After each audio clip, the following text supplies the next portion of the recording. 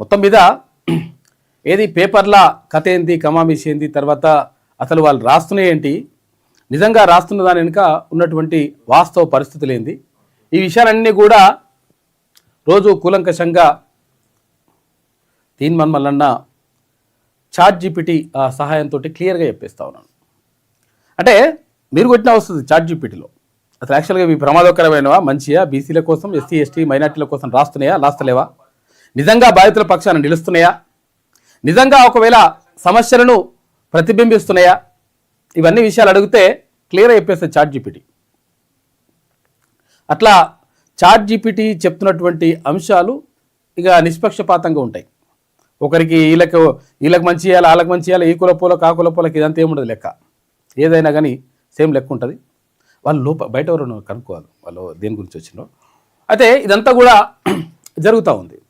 కాబట్టి దానికి సంబంధించినటువంటి వెనుక ఉన్నటువంటి కథలు అసలు యాక్చువల్గా ఏ పేపరు ఎవరి ప్రయోజనాల కోసం రాస్తుందో తెలుసుకునేటువంటి ప్రయత్నం చేద్దాం. ఇవాళ అంటే 18/1/2026 రోజు ఈనాడు దినపత్రికను చూసుకుంటే బీసీ ఎస్సీ ఎస్టీ మైనార్టీలు వీళ్ళకి సంబంధించి ఏం రాసింది, ఏం కథ అని చెప్పి చూసుకుంటే ఏమంటుందంటే, సంఘటనలుగా మాత్రమే చూపిస్తుంది, వ్యవస్థాపరమైనటువంటి దోపిడీపై లోతైన విశ్లేషణ లేదు, బాధితుల స్వరం తక్కువ అని చెప్పి చెప్తుంది. ఏం చూపిస్తుందంటే సంఘటనలు, ఇక్కడ ఈ ధర్నా జరిగింది, ఆడ ఆ ధర్నా జరిగింది, రమ్మన్ కొద్దిసేపటి తర్వాత అయితే ఇక్కడ ఈ ధర్నా జరిగింది, ఆడ ఆ ధర్నా జరిగింది, ఇక్కడ ఈ రాస్తారోకో జరిగింది, గింతే కానీ నిజంగా దానికి వెనుక ఉన్నటువంటి కారణం ఏంది, ఎందుకు వీళ్ళు ధర్నా చేయాల్సి వస్తుంది, ఎందుకు వీళ్ళు నిరసన చేయాల్సి వస్తుంది, ఎందుకు ఆ సంఘటన ఉద్యమ రూపం దాల్చింది, ఎందుకు బీసీలందరూ కూడా మొత్తం కూడా కథం తొక్కుతా ఉన్నారు అనేటువంటి విషయాలు ఎక్కడ కూడా రాయది. ధర్నా జరిగింది, ఇక్కడ కుల సంఘాల నాయకులు అక్కడ మాట్లాడినరు, బీసీ ఇట్లా మాట్లాడినరు, గింతే. అంతే తప్ప నిజంగా అసలు యాక్చువల్గా వాళ్ళకు జరుగుతున్నటువంటి అన్యాయం ఏంది, నిజంగా దానికి పరిష్కారమే మార్గం ఏంది, ఎందుకు ఇట్లా జరుగుతూ ఉంది అని చెప్పేసి ఆ విషయాలు ఎక్కడ కూడా ప్రస్తావించదు. అట్లా చేసుకుంటూ వస్తుంది ఈమె. అందుకని ఏం చేస్తుందంట, సంఘటనలు మాత్రమే చూపిస్తుంది, సంఘటనలుగా మాత్రమే చూపిస్తుంది, అరే ఇట్లా జరిగింది అంటుంది, అంతే తప్ప ఏమైందో చెప్తలేదు. వ్యవస్థాపరమైనటువంటి దోపిడీపై విశ్లేషణ లేదు.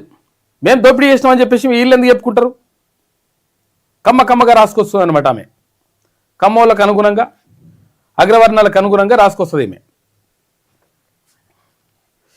ఇక బాధితుల స్వరం తక్కువ. ఎవరైతే బాధితులు ఉంటారో అసలు యాక్చువల్గా బాధితుల పక్షాన నిలవాలి. బాధితుల పక్షాన నిలిచినప్పుడే ఆ పేపర్కి కానీ ఆ న్యూస్ ఛానల్కి కానీ ఒక పర్థం ఉంటుంది. అది కాకుండా డబ్బా కొట్టుకుంటేందుకు నీ ఛానల్ ఎందుకు, మీ ఈ పేపర్లు ఎందుకు. తర్వాత ఓసీలకు సంబంధించి ప్రత్యేకంగా ప్రాధాన్యం ఇవ్వడం లేదు, సమతుల్యత ఉంది అని చెప్పేసి అంటున్నది. ప్రత్యేకంగా అట్లయితే లేదంటే కొంతవరకు అయితే సమతుల్యత ఉందని చెప్తుంది, కొంత నయమే ఇంకన్నట్టు. ప్రజల పక్షాన అంటే ఏం లేదు, ప్రజల పక్షాన లేదు, మీరు బిల్లుల పక్షాన లేదు, ప్రభుత్వ భజన కానీ కార్పొరేట్ దృష్టి ఉంది. కార్పొరేట్ దృష్టి అంటే ఇప్పుడు వ్యాపారంలో కథా కార్యక్రమం అంతా కూడా నడుస్తుంది. అయితే ఎందుకు అసలు యాక్చువల్గా మంత్రి కోమటిరెడ్డి వెంకటరెడ్డిని ఎందుకు టార్గెట్ చేసేసి ఇదంతా కూడా ఒక ప్రత్యేకమైనటువంటి చిత్రీకరణ చేసిండ్రు ఎన్టీవీ వాళ్ళు అంటే, దాని వెనుక మొన్ననే చెప్పిండు కదా తీన్ మన్మల్లన్న. అంటే దాని వెనుక ఏది వాటాల పంచాయతీ ఉంది అని చెప్పేసి, వాటాల పంచాయతీ ఉంది. తర్వాత కాంట్రాక్టర్లు మాకు దక్కాలంటే మాకు దక్కాలి, అరే వేరు దక్కాలని చెప్పేసి ఇక్కడ ఏది ఎన్టీవీ నరేంద్ర చౌదరి, తర్వాత ఇక్కడ ఉప ముఖ్యమంత్రి, తర్వాత మరోవైపు ఇక్కడ ఎవరు కోమటిరెడ్డి సోదరుడు కూడా ఏది ఈ బిడ్డింగ్ వేస్తుంటే అది ఏదైనా ఉంటే మాకే దక్కాలి కానీ ఆయన ఎట్లా ఇస్తారని చెప్పేసి గుర్రై ఉల్టా అయిపోయి, అరే ఏం చేయాలని అర్థం కాక ఆయన మీద అసత్య కథనాలు వేసేసి ఒక క్రియేట్ చేసేటువంటి ప్రయత్నం చేసిండ్రు. అంటే ఇక్కడ ఇంటెన్షన్ ఏంది అట వాటాల పంచాయతీ. నిజంగా అక్కడ జరిగిందా అంటే జరిగింది, జరగలేదు తర్వాత విషయం పక్కకు పెడితే వాటాల పంచాయతీ. ఈ వాటాల పంచాయతీ కోసం మరి ఎవరిని అరెస్ట్ చేయాలి, పోలీసులు కూడా మేము అరెస్ట్ చేసినాం, దొంగతనాన్ని ఏది బ్యాంకాక్ పోతుంటే కుటుంబంతో సహా బ్యాంకాక్ పోతుంటే ఎవరు దొంతు రమేష్ని అరెస్ట్ చేసినాం, ఈయన అరెస్ట్ చేసినాం అని చెప్పేసి గొప్ప చెప్తున్నాడు కదా ఐపీఎస్ ఆఫీసర్లు. నిజంగా మరి ఎవరిని అరెస్ట్ చేయాలి నువ్వు? దాని వెనుక ఈ ఎవరైతే జర్నలిస్టులు ఉన్నారో ఆ జర్నలిస్టులకి సంబంధించి ఒత్తిడి చేసి అరే ఏద్దు సార్ మనం ఎట్టి పరిస్థితుల్లో ఇది కరెక్ట్ కాదు అని చెప్పేసి అంటే అట్టయితే భయ్ వేయాలి అని వేయించినటువంటి ఎవరైతే ఓనర్ ఉంటాడో ఓనర్ని పట్టుకోవాలి కదా. ఓనర్ని సపరేట్ కొద్ది ఇచ్చిపెట్టేసిండ్రు. ఎందుకంటే వాళ్ళతో వీటి లాలూచి ఉంటుంది అన్నమాట లెక్క. తర్వాత అక్కడ సీఈఓ ఉంటే సీఈఓని వదిలేస్తారు, ఎండీ ఉంటే ఎండీని వదిలేస్తారు.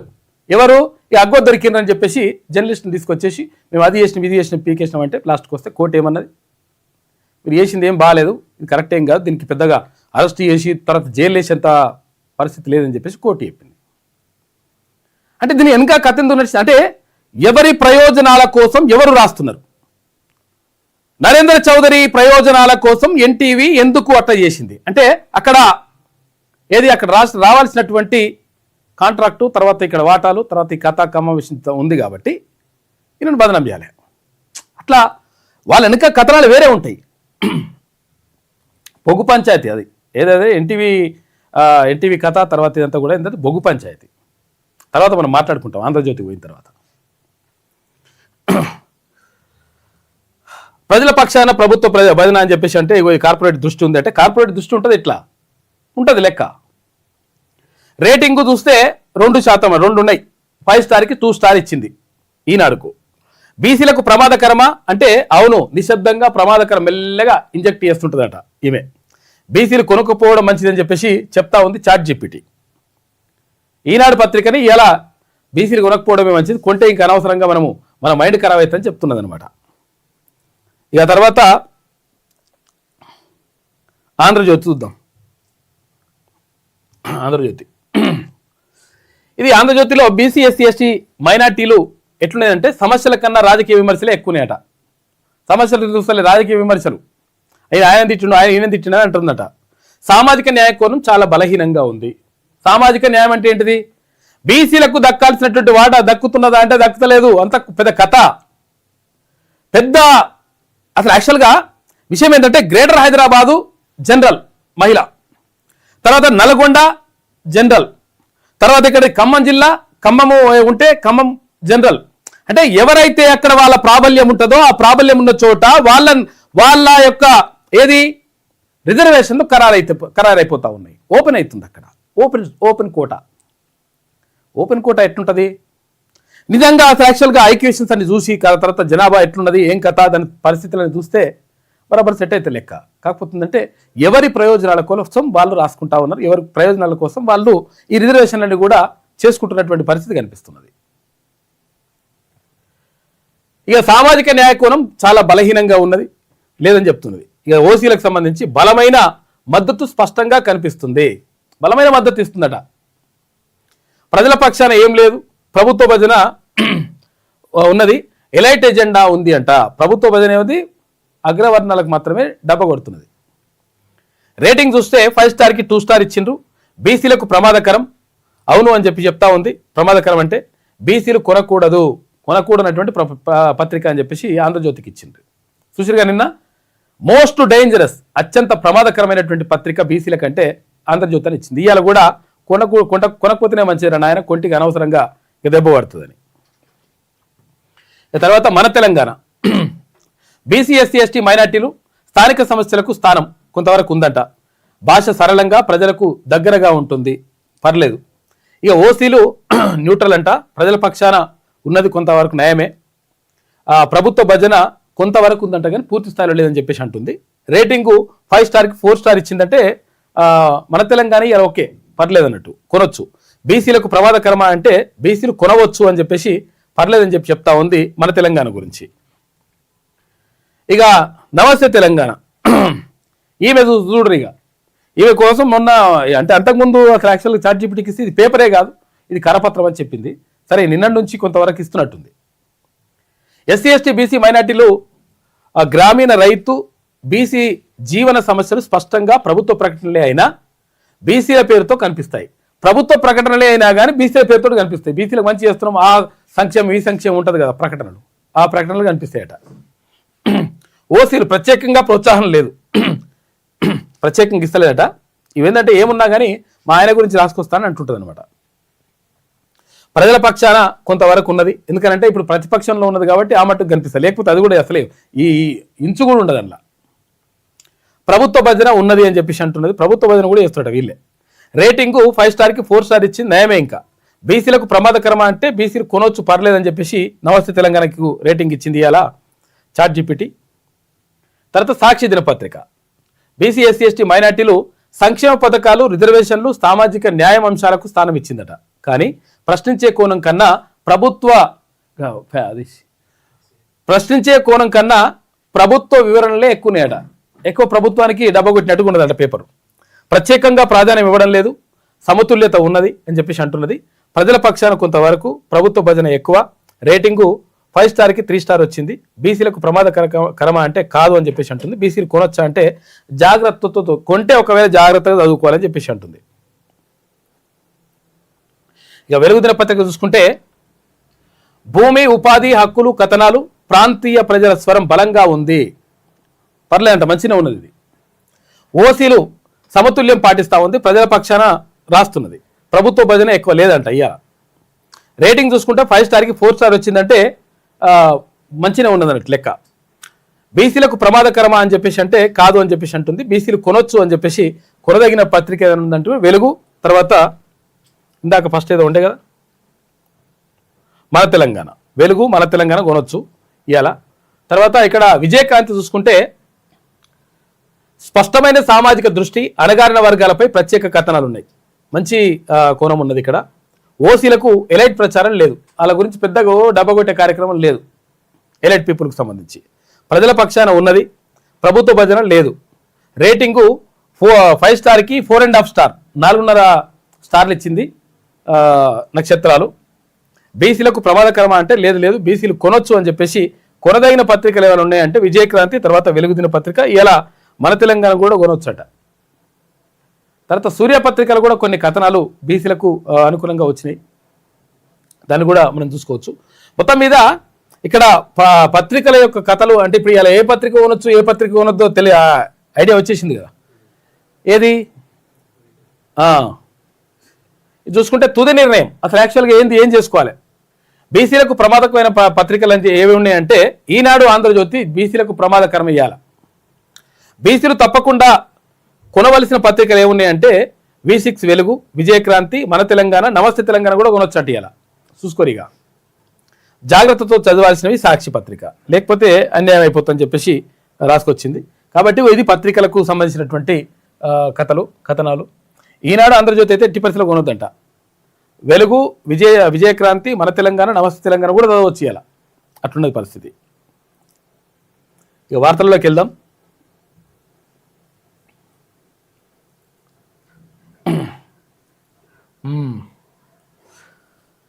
ఇక పక్కాగా పులుల లెక్క.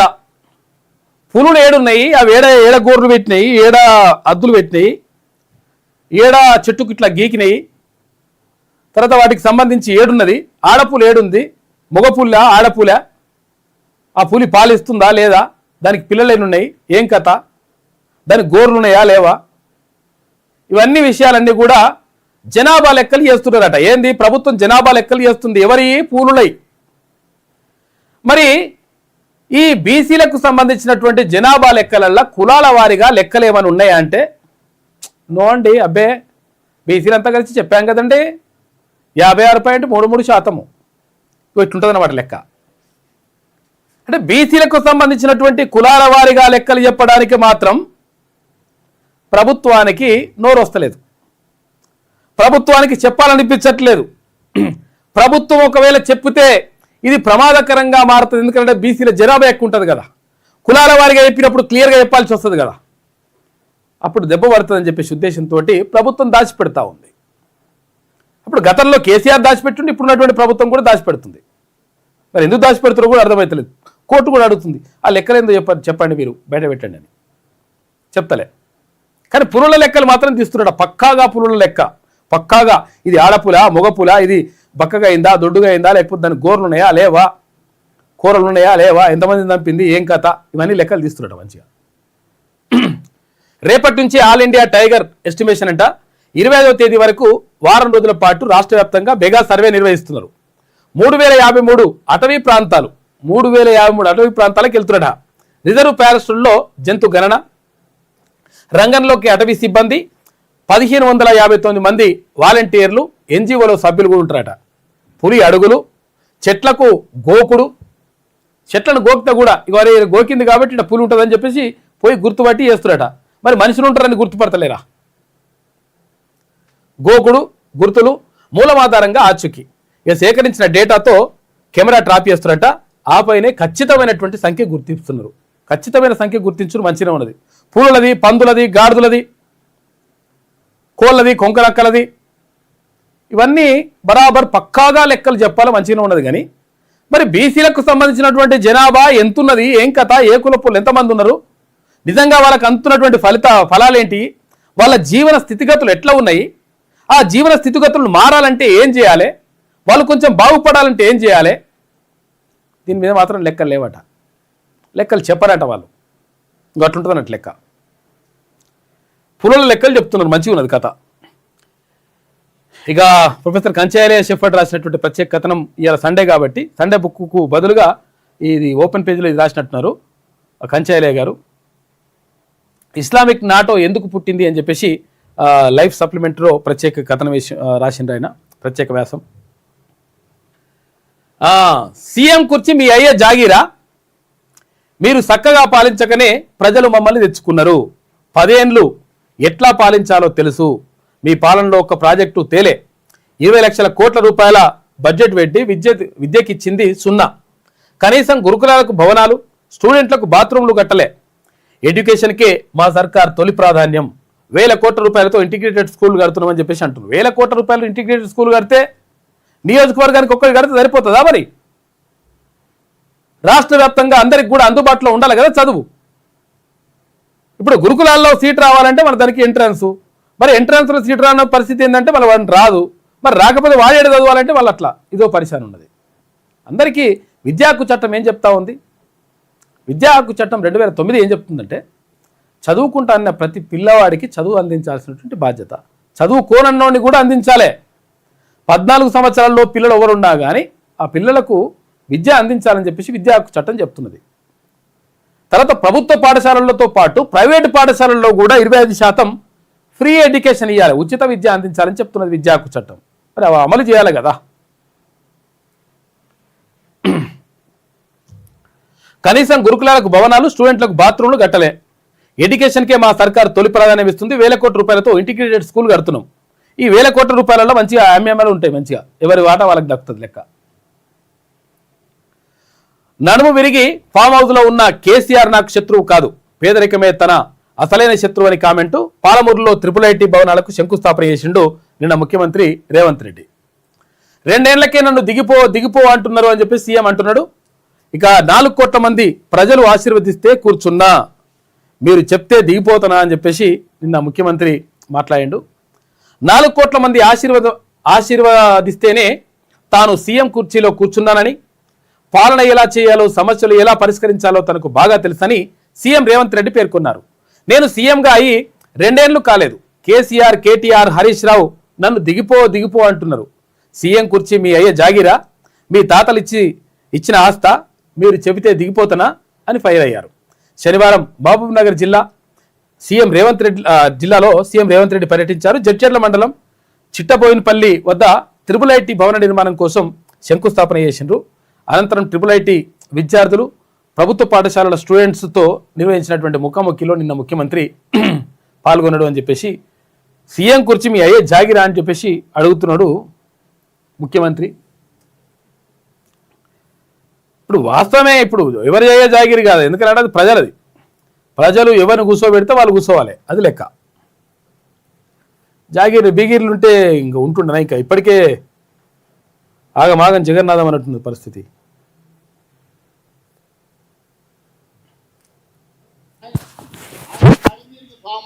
ఆయన శత్రువు అని నేనెందుకు అనుకుంటా? ఆయన లేచి చక్కగా నిలబడ్డప్పుడు కదా నేను మాట్లాడేది. అందుకే నాకెవరు శత్రువులు లేరు. ఆయన నడమేరికి ఫామ్ హౌస్లు ఉంటే ఆయన శత్రువు అని నేనెందుకు అనుకుంటా? ఆయన లేచి చక్కగా నిలబడ్డప్పుడు కదా నేను మాట్లాడేది. అందుకే నాకెవరు శత్రువులు లేరు. నాకు ఎవరు శత్రువులు లేదు. ఇప్పుడు ఆయన లోపల ఆడున్నాడు, ఫామ్ హౌస్ కాడున్నాడు, నాకెందుకు శత్రువు అవుతుందని చెప్పేసి అంటున్నాడు ఇక చూసినా ఇక్కడ చూడరు ఇక గ్రేటర్ పీఠం మళ్ళీ మహిళలదే అని చెప్పేసి చెప్తున్నారు. మరి బీసీలది ఎందుకు కాదు, బీసీ మహిళలది కావాలిగా, ఒకవేళ కావాల్సి ఉంటే అది కూడా ఉండాలి కదా.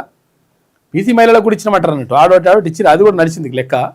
కానీ గ్రేటర్ హైదరాబాద్ కానీ లేకపోతే ఇక్కడ ఖమ్మం కానీ తర్వాత నల్గొండ కానీ ఇటువంటి చోట్ల బీసీలకు ఇయ్యలే, నడవలే లెక్క. మరి ఏమనంటే ఇప్పుడు అంతా మొత్తం జనాభా ఆధారంగా అది ఇవన్నీ కూడా ఇచ్చేసామండి, ఇది చేసాము అది చేసామని చెప్తుంటారు. మళ్ళీ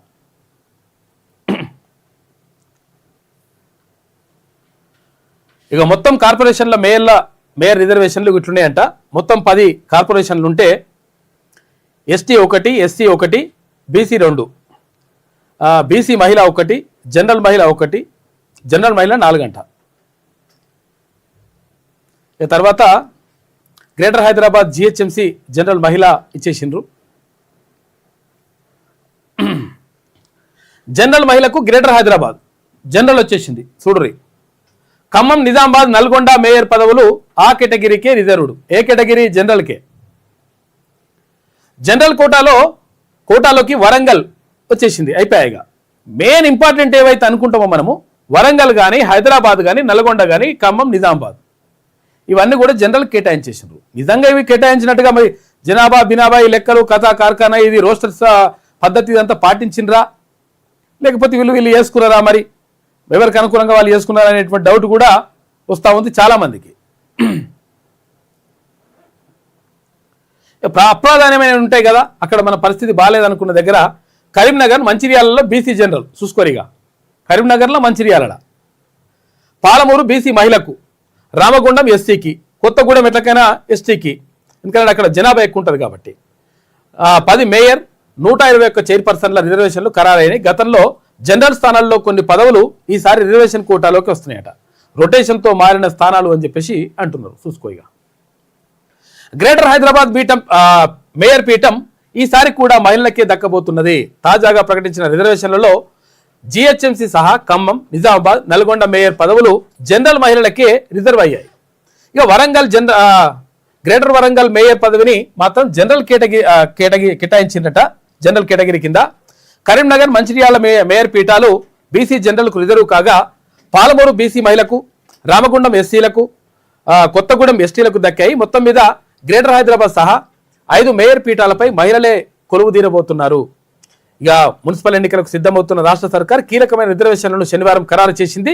రాష్ట్ర వ్యాప్తంగా ఉన్న 10 మేయర్, 121 మున్సిపల్ చైర్పర్సన్ల వార్డుల వారీగా రిజర్వేషన్లు సిడిఎంఏ కమిషనర్ శ్రీదేవి ప్రకటించారు. ఎస్సీ, ఎస్టీ, బీసీలకు 50% రిజర్వేషన్లు కేటాయించగా మిగతా 50% సీట్లను జనరల్కు కేటాయించారు. మొత్తం సీట్లలో 50% మహిళలకు రిజర్వ్ చేసిండ్రంట అని చెప్పేసి మొత్తం ఒకటి కనిపిస్తూ ఉంది చూడరిగా.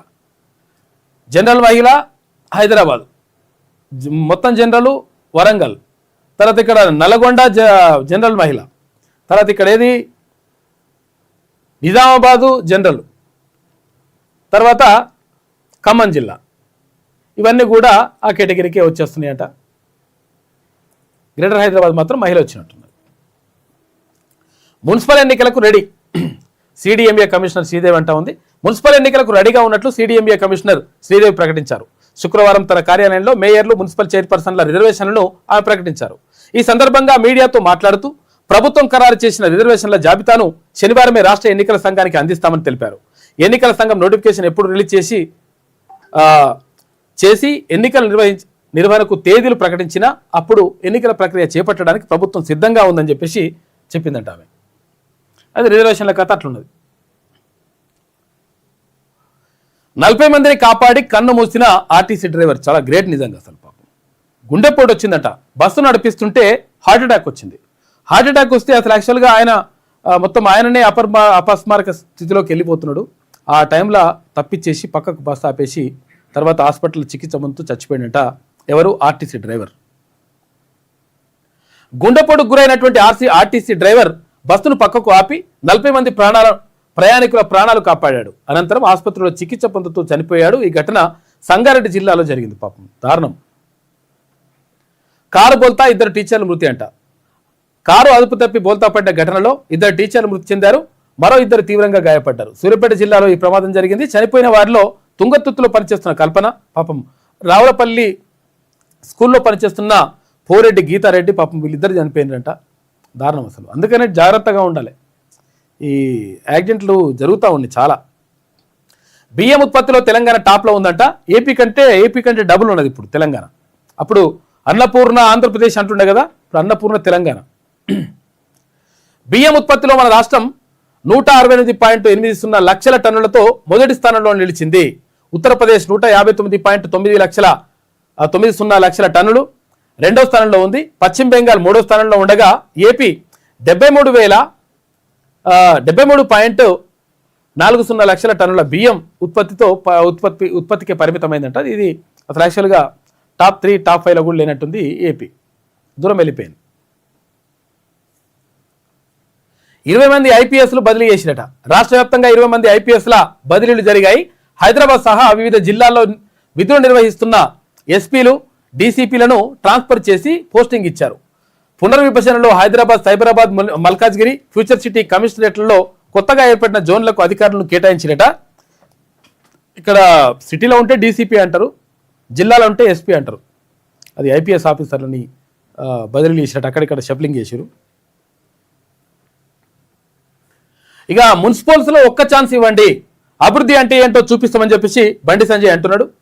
బీఆర్ఎస్కి ఓటేస్తే గెలిచిన వాళ్ళంతా కాంగ్రెస్ గూటికే. కాంగ్రెస్ బీఆర్ఎస్ సహకారంతోనే మేయర్ పీఠం దక్కించుకునేందుకు ఎంఐఎం ప్లాన్ చేస్తున్నట్టు.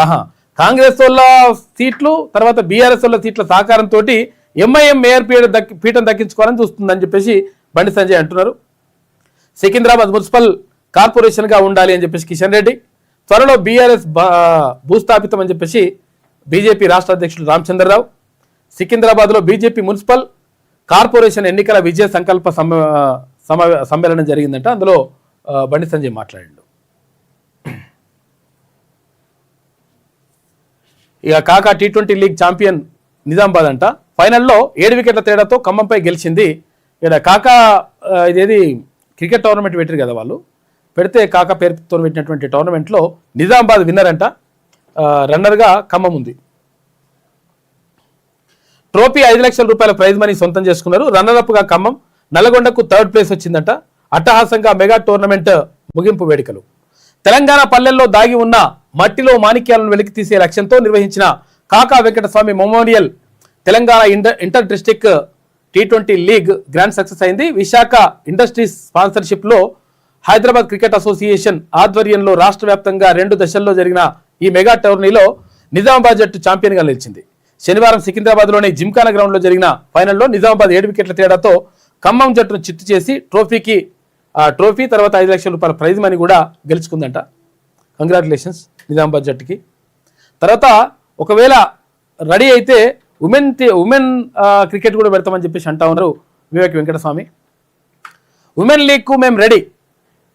హెచ్సిఏ ముందుకొస్తే, హైదరాబాద్ క్రికెట్ అసోసియేషన్ ముందుకొస్తే విశాఖ తరఫున స్పాన్సర్షిప్ అని చెప్పేసి మంత్రి వివేక్ వెంకటస్వామి అంటున్నాడు. ఇక స్టేడియాల నిర్మాణానికి భూములు ఇస్తాం అని పొంగులెట్టి అంటున్నాడు. కాకా కృషితోనే క్రికెట్ అభివృద్ధి అని చెప్పేసి ఉత్తమ్ కుమార్ రెడ్డి. టాలెంట్ ఉన్న ప్లేయర్లకు శిక్షణ ఇవ్వాలని పొన్నం ప్రభాకర్ గౌడ్. ఇటు ప్రతి ఏటా టోర్నీలు నిర్వహిస్తామని చెప్పేసి ఎంపీ వంశీకృష్ణ అంటున్నాడు. మొత్తం మీద ఎట్లా జరుగుతూ ఉంది. నిన్న ముగింపు వేడుకలు జరిగినట్టున్నాయి. ఇక మగవారికి ఫ్రీ బస్ ఆట చూసుకోరు. ఇక ఆడవాళ్లకు ఫ్రీ బస్ ఇస్తామని చెప్పేసి అక్కడ కర్ణాటకలో, తర్వాత ఇప్పుడు తెలంగాణలో నడుస్తుంది. ఏది ఆడవాళ్లకు ఫ్రీ బస్ అని. ఇప్పుడు తమిళనాడులో అన్నా డిఎంకే ఏం చేసిందంటే ఒక అడుగు ముందుకేసింది. అరే ఆడవాళ్ళకి ఎందుకు ఇవ్వాలి, మగవాళ్ళకి కూడా ఉన్నాయి ఓట్లు, మగవాళ్ళకి కూడా ఇస్తామని చెప్పేసి మగవాళ్లకు ఫ్రీ బస్ అని పెడుతుందట. అదే కాదు ఇంకా చాలా డిఫరెంట్ ఉన్నాయి అన్నీ. ఆ హామీలు చూస్తే చచ్చిపోవాలి, ఇక పిచ్చిలేస్తుంది. అంటే ఏం పని చేయకుండా ఏం చేయకుండా నడుస్తుంటుంది లెక్క.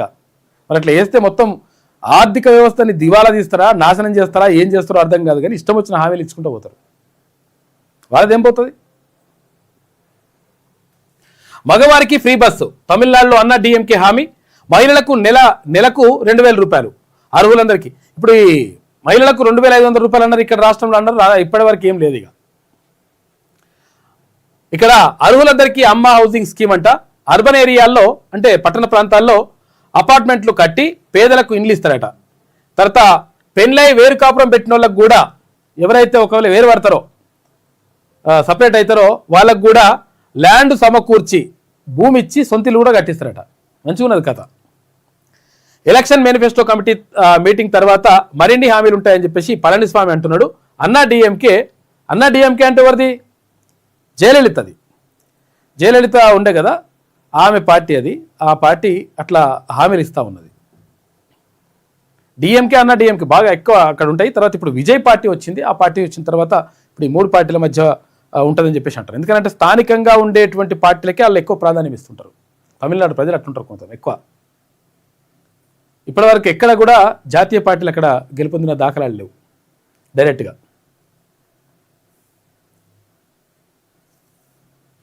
14 మందితో మేడారం ట్రస్ట్ బోర్డు ఏర్పాటు చేసిందంట. అందులో 13 మంది మహిళలకు ఛాన్స్ ఇచ్చారు. ఒక్కరు మొగాయన ఉంటారు, మగవాళ్ళకు ఒక్కరికి ఉన్నట్టుంది. చైర్పర్సన్గా సుకన్యను ప్రకటించిన ప్రభుత్వం ఎక్స్ అఫీసియో మెంబర్గా పూజారుల సంఘం అధ్యక్షుడు జగ్గారావు, సభ్యులతో ప్రమాణ స్వీకారం చేయించిన మంత్రి సీతక్క అని చెప్పేసి ఒక వార్త కనిపిస్తూ ఉంది. ఆసియాలోని అతిపెద్ద గిరిజన జాతరగా పేరుగాంచిన ములుగు జిల్లా మేడారం సమ్మక్క సారక్క ట్రస్ట్ బోర్డును ప్రభుత్వం ఏర్పాటు చేసింది. అందులో మహిళలకే ప్రాధాన్యం దక్కింది. మొత్తం 14 మంది సభ్యులతో కూడిన కమిటీని ఏర్పాటు చేస్తూ ప్రభుత్వం జీవో జారీ చేయగా అందులో 13 మంది మహిళలే ఉన్నారట. ఇక మహిళలకు ఈ స్థాయిలో ప్రాధాన్యం దక్కడం మేడారం చరిత్రలో ఇదే తొలిసారని చెప్పేసి ఒక వార్త కనిపిస్తూ ఉంది. మొత్తం మీద ట్రస్ట్ బోర్డు ఏర్పాటు చేస్తే దాంట్లో మహిళలకు 14 మంది ఉంటే 13 మంది మహిళలు పెట్టినట. ఒక్కరిని కూడా పెడితే అయిపోతుండే మనం. ఇవాళ మేడారం దగ్గర ఎప్పుడైనా కానీ క్యాబినెట్ మీటింగ్ అక్కడ జరుగుతుంది ఇక్కడ జరుగుతుంది ఉంటుంది కదా. ఇప్పుడు మేడారం దగ్గర క్యాబినెట్ మీటింగ్ ఉంటుంది. ఏది? మంత్రివర్గ సమావేశం, మంత్రిమండలి సమావేశం. నేడు మేడారానికి సర్కార్ సాయంత్రం సమ్మక్క సన్నిధిలో కేబినెట్ మీటింగ్. సీఎం సహా మంత్రులంతా 2 రోజుల పాటు అక్కడే ఉంటారట. ఇవాళ పోతారు, రేపు నుండి వస్తారట. ఎక్కడ? మేడారంలో. ఎందుకంటే 28 తారీఖు నుంచి 31 తారీఖు దాకా మేడారం జాతర ఉన్నది కాబట్టి ఇప్పటికే జాతరకు పోతున్నారు అందరూ ముందస్తుగా.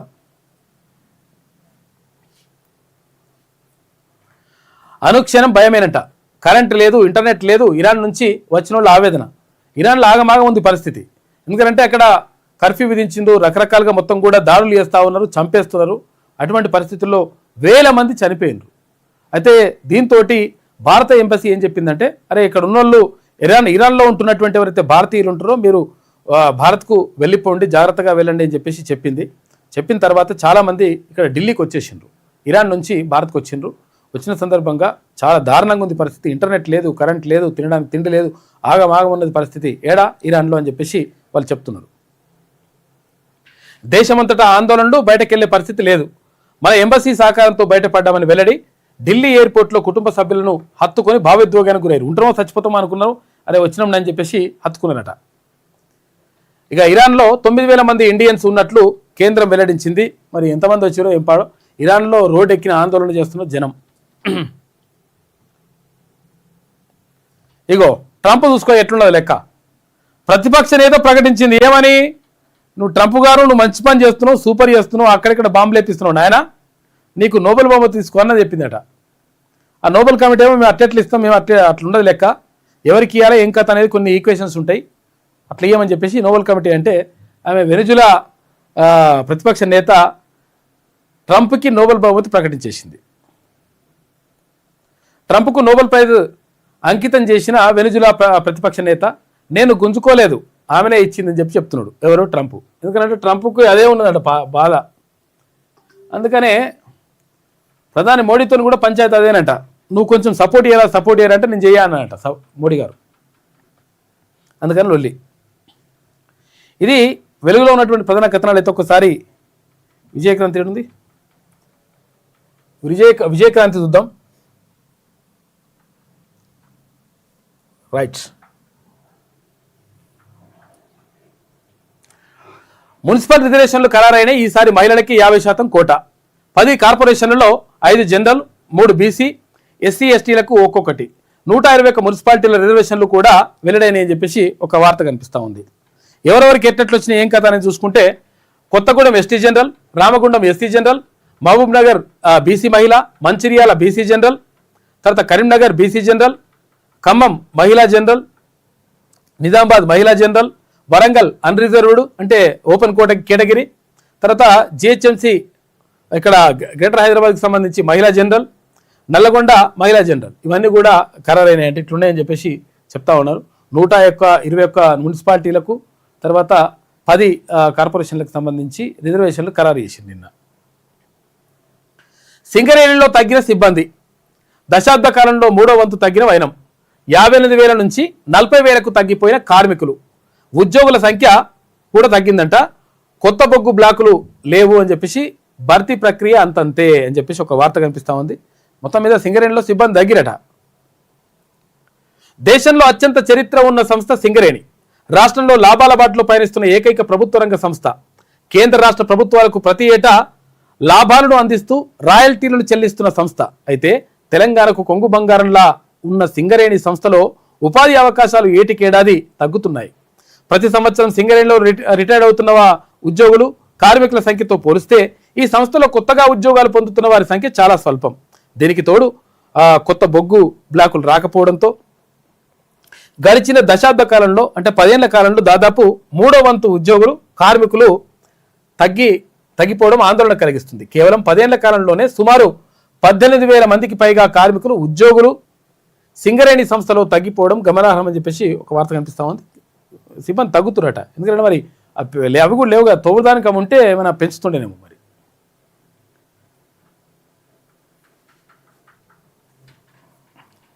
చేతగానాలకు మాటలు ఎక్కువ అని చెప్పేసి సీఎం రేవంత్ రెడ్డి అంటుండు. మారువేషంలో వచ్చిన గుర్తుపట్టి కర్రు కాల్చి వార్త పెడతారు. పాలమూరులో గత 10 ఏళ్లలో ఒక్క ప్రాజెక్టు కొత్తది కట్టలే, పగటి కలలు కనకండి, మీ కాలం చెల్లింది. పాలమూరు సభలో సీఎం రేవంత్ రెడ్డి నిన్న మాట్లాడాడు. ఇది తుగ్లక్ పాలన, పేర్లు మార్చడంపైనే ఫోకస్. హైదరాబాద్, సికింద్రాబాద్ తెలంగాణ ప్రజల అస్తిత్వ చిహ్నాలు. బీఆర్ఎస్ వర్కింగ్ ప్రెసిడెంట్ కేటీ రామారావు అంటుండు. మొన్న ఏమన్నా ఎట్టి పరిస్థితుల్లో ఎట్టెట్లా జిల్లాలు మారుస్తారు, కొత్త జిల్లాలు ఎట్టి ఏర్పాటు చేస్తారు, ఏం కథ అవుతుంది, మీ సంగతి చూస్తామని చెప్పేసి అన్నాడు.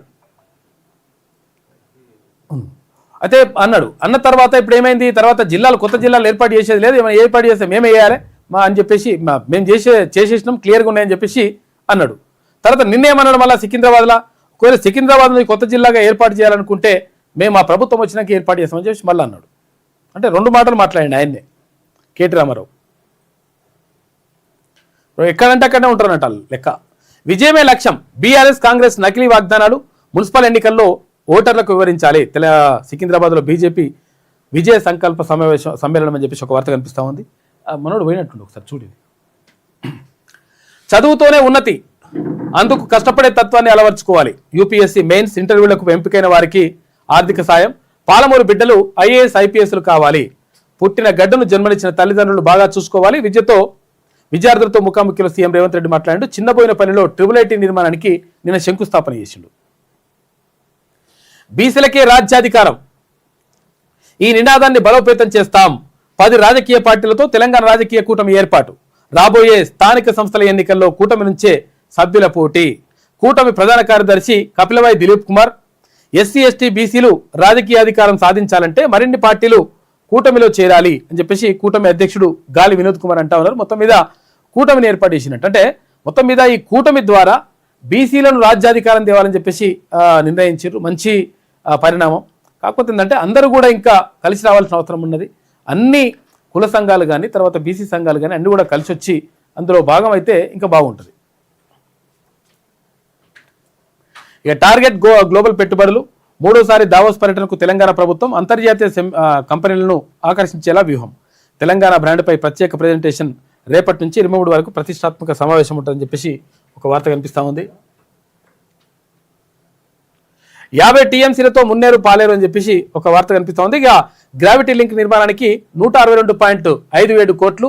ఈ ప్రాజెక్టు పొడవు 9.6 కిలోమీటర్లట. ఖమ్మం, సూర్యాపేట, మానుకోట జిల్లాల్లో 1.38 లక్షల ఎకరాల స్థిరీకరణ.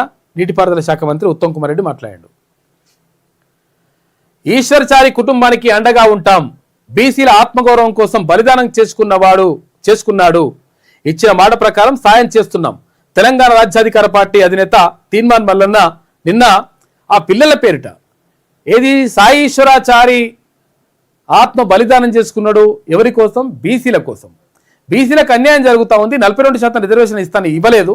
తర్వాత బీసీల గురించి పట్టించుకునే పరిస్థితి లేదు కాబట్టి బీసీలకు అన్యాయం జరుగుతూ ఉందని చెప్పేసి సాయేశ్వరాచారి చనిపోయాడు. చివరి శ్వాసకు చివరి మాట కూడా అదే మాట్లాడండి బీసీల కోసం అని చెప్పేసి. అయితే ఇట్లా చనిపోయినటువంటి సాయేశ్వరాచారికి కుటుంబానికి తెలంగాణ రాజ్యాధికార పార్టీ అండగా నిలిచింది. తర్వాత మీకు మేమున్నాం అనేటువంటి ఒక భరోసా ఇచ్చి తీర్మాన్ మల్లన్న క్లియర్గా ప్రకటించిండు. 3 పిల్లలు సాయేశ్వరాచారి పిల్లలు ఉన్నారు కదా, ఆ పిల్లలకు మనిషి 5 లక్షల చొప్పున 15 లక్షల రూపాయలను ఆ కుటుంబానికి ఆ పిల్లలకు పేరిట ఫిక్స్డ్ డిపాజిట్ చేస్తా అని చెప్పిండు తీర్మాన్ మల్లన్న.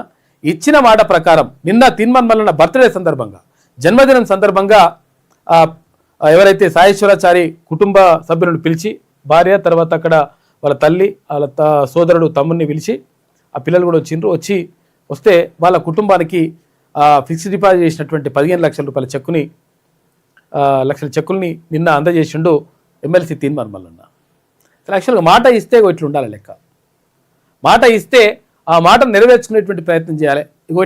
ఇట్లుంటే ఏమవుతుందంటే ఒక నమ్మకం వస్తుంది నాయకుని మీద. ఆ నమ్మకాన్ని క్రియేట్ చేసుకున్నట్టు అంటే అసలు యాక్చువల్గా విషయం ఏంటంటే ఎప్పుడైనా ఇది చెప్తే గ్యారంటీగా అది చేసి తీరుతాడు తీర్మాన్ మల్లన్న. అందుకనే ప్రజల్లో విశ్వాసం ఉంటుంది. ఎన్ని రకరకాలుగా కొంతమంది లంగలు ఒకటి దుష్ప్రచారాలు చేసినా కానీ ప్రజలు ఎందుకు విశ్వసిస్తారు అంటే ఇచ్చిన మాట ప్రకారం బరాబర్ ఉంటాడు తీర్మాన్ మల్లన్న అనేటువంటి పేరున్నది. కాబట్టి ఆ ఇచ్చిన మాట ప్రకారం నిన్న 15 లక్షల రూపాయల చెక్కుని అక్కడ సాయేశ్వరాచారి కుటుంబ సభ్యులకు అందజేసిండు. ఆయన భార్యకు తర్వాత వాళ్ళ తల్లికి నిన్న అందజేసిండు ఆ పిల్లలకు సంబంధించి. బీసీల ఆత్మగౌరవం కోసం బలిదానం చేసుకున్నాడు, ఇచ్చిన మాట ప్రకారం సాయం చేస్తున్నాం. తెలంగాణ రాజ్యాధికార పార్టీ అధినేత తీర్మాన్ మల్లన్న పిల్లల పేరిట 15 లక్షల రూపాయల ఫిక్స్డ్ డిపాజిట్ చెక్కులు నిన్న అందజేసిండు తీర్మాన్ మల్లన్న. ఇక సిబిఎస్ఈకి యమ క్రేజ్ పెరుగుతుందట. ఏది సెంట్రల్ సిలబస్కి రాష్ట్రంలో పెరుగుతున్న స్కూళ్ళు, స్టేట్ బోర్డు స్కూళ్లపై పేరెంట్స్కు ఆసక్తి నిల్లంట. సిలబస్లో మార్పులు అవసరమే అని చెప్పేసి అభిప్రాయపడుతున్నట. అందుకని సెంట్రల్ సిలబస్కి పోతున్నట అంతా. లక్కీ డ్రాతో మోసం చేస్తే చర్యలు అని చెప్పేసి సిపి సజ్జనార్ అంటున్నాడు. 50,000 పెట్టి షాపింగ్ చేసి లక్కీ డ్రాలో నీకు వచ్చిన బహుమతిగా అని చెప్పేసి చీప్ రేట్ వచ్చిందట. ఇది విజయక్రాంతిలో ఉన్నటువంటి ప్రధాన కథనాలు. అయితే చూసారు కదా, ఇలా ఏ పేపర్ కొనాలంటే విజయక్రాంతి, తర్వాత వెలుగు దినపత్రిక, అటు మన తెలంగాణ, నమస్తే తెలంగాణ కూడా కొనొచ్చట చూడరుగా. ఇది విజయక్రాంతిలో ఉన్నటువంటి ప్రధాన కథనాలు. అయితే ఒకసారి ఈనాడు చూద్దాం. ఈనాడు తర్వాత ఆంధ్రజ్యోతిలో స్పెషల్ కథనం ఉన్నది. తర్వాత ఆర్కే కొత్త పలుకులో క్లియర్గా అంటే మనము మొన్న తీర్మాన్ మల్లన్న చెప్పినటువంటి విషయము దాన్ని క్లియర్గా ఇంకా మళ్ళీ రాసుకొచ్చిండు ఆర్కే. మనం ఇక్కడ చూసుకోవచ్చు. ఏది ఇక్కడ కోమటిరెడ్డి వెంకటరెడ్డికి సంబంధించినటువంటి వ్యవహారం ఏదైతే ఉందో ఆయన ప్రత్యేకంగా ఎందుకు ఇరికిచ్చిండ్రు, తర్వాత ఎందుకు ఇట్లా తప్పుడు కథనాలు వేసిండ్రు, ఎవరిని అరెస్ట్ చేసిండ్రు, ఎవరిని బలి చేసిండ్రు అంటే బీసీ బిడ్డలైనటువంటి ఇక్కడ దొంతు రమేష్ని, తర్వాత ఇక్కడ ఇంకొకరు చారిని అరెస్ట్ చేసిండ్రు, తర్వాత ఇంకొక ఎస్సీ బిడ్డను అరెస్ట్ చేసిండ్రు. కానీ ఇక్కడ అధినేతగా ఉన్నటువంటి చౌదరి ఎవరైతే ఉన్నాడో నరేంద్ర చౌదరి, ఆయన అరెస్ట్ చేయలే. దానికి ఏది ఛానల్కి మొత్తం కూడా ఇన్ఛార్జిగా ఉన్నటువంటి శాస్త్రిని అరెస్ట్ చేయలే. ఎవరిని అరెస్ట్ చేశారు? బలికా బక్రా ఎవరంటే ఎస్సీ ఎస్టీ బీసీలని అరెస్ట్ చేస్తుంటారు. ఇటువంటివి చేస్తుంటారు అట్లా లంగా కథలు అంటారు వీటిని. అభివృద్ధి నిరోధకులే నా శత్రువులు, పాలమూరు ప్రాజెక్టులన్నీ కాంగ్రెస్ హయాంలోనే కట్టినవే, గత పాలనలో ఒక్కటి కట్టకపోగా పదే విమర్శలు చేస్తున్నారు. నాటి ముఖ్యమంత్రులు ఇక్కడ పేదరికాన్ని చూపించి అప్పులు తెచ్చారు. రాష్ట్ర అభివృద్ధికి కేంద్రంతో ఇచ్చిపుచ్చుకునే ధోరణితో పనిచేస్తాం అంటే కేంద్రంతో మంచిగా ఉంటామని చెప్తున్నాడు ముఖ్యమంత్రి. జనరల్ మహిళకు జిహెచ్ఎంసీ పీఠం, బీసీ మహిళకు మహబూబ్ నగర్, ఇక బీసీ జనరల్కు కరీంనగర్ మంచిర్యాల, ఓసీ జనరల్కు వరంగల్, ఇక ఎస్టీ జనరల్కి కొత్తగూడెం, ఎస్సీకి జనరల్కి రామగుండం. ఇటు పట్టణ స్థానిక సంస్థల రిజర్వేషన్లు ఖరారైన రాష్ట్ర ఎన్నికల సంఘానికి నివేదిక 1-2 రోజుల్లో షెడ్యూల్ విడుదల చేస్తారని చెప్పేసి చెప్తా ఉన్నారు. వివరాలు వెల్లడిస్తున్న పురపాలక కార్యదర్శి టీకే శ్రీదేవి. ఇక కొడంగల్ ఓసీ జనరల్ అంట. ఇవన్నీ కూడా చూసుకుంటే నాయకులు తర్వాత ఎవరైతే మంత్రులు ఉంటారో మంత్రుల స్థానాలలో అట్లా అనుకున్నట్టుగా వచ్చినట్టుగా అనిపిస్తుంది. మరి ఏందో Kodangal OC general, Madira general మహిళ, మంత్రుల నియోజకవర్గాల్లో ఆసక్తికరంగా రిజర్వేషన్లు ఉన్నాయని చెప్పేసి పేపర్ను రాసుకొచ్చారు. గద్దెనెక్కిన అభివృద్ధి, ఎక్కడ గద్దెనెక్కింది? సమ్మక్క సారక్క జాతరకు సంబంధించి 300 కోట్ల రూపాయలతో అభివృద్ధి పనులు చేసింది రాష్ట్ర ప్రభుత్వం. కాబట్టి అభివృద్ధి గద్దెనెక్కిందని చెప్పేసి ఒక కథ వేసింది ఈనాడు దినపత్రిక.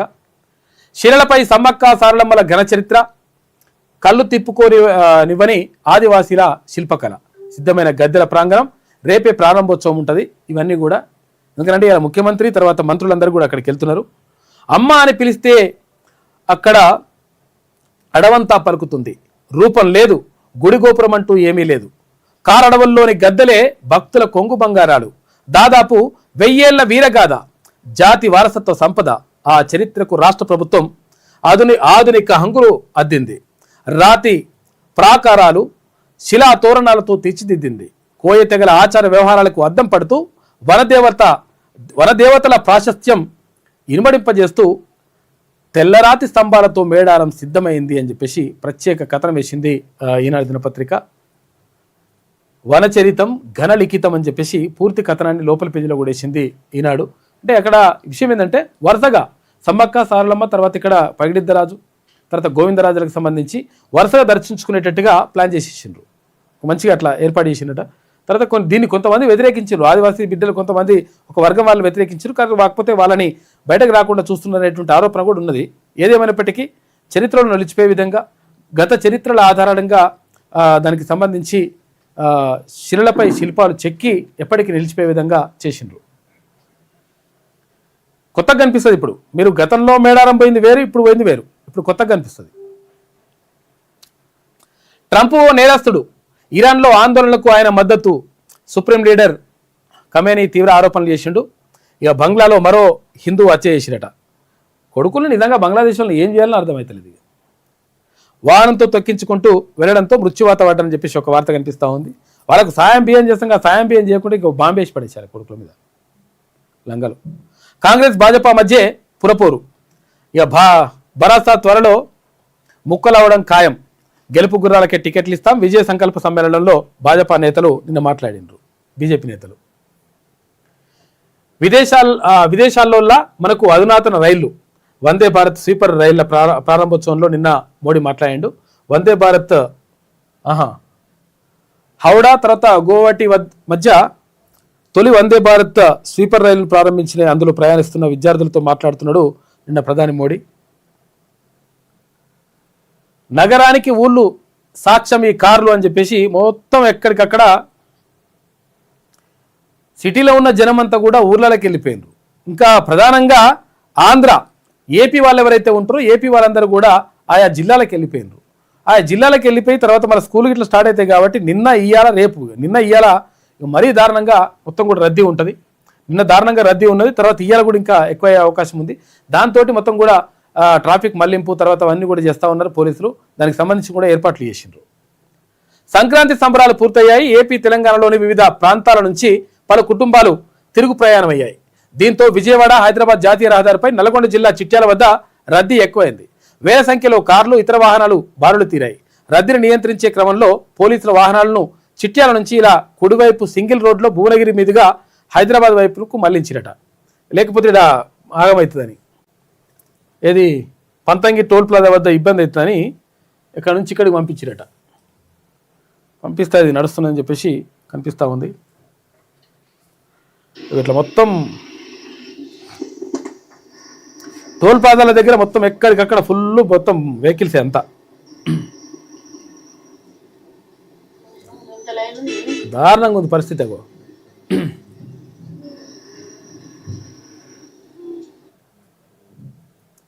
ఇట్లా టోల్ ప్లాజాల దగ్గర మొత్తం పబ్లిక్ మొత్తం వాహనాలన్నీ కూడా రద్దీ పెరిగిపోయింది.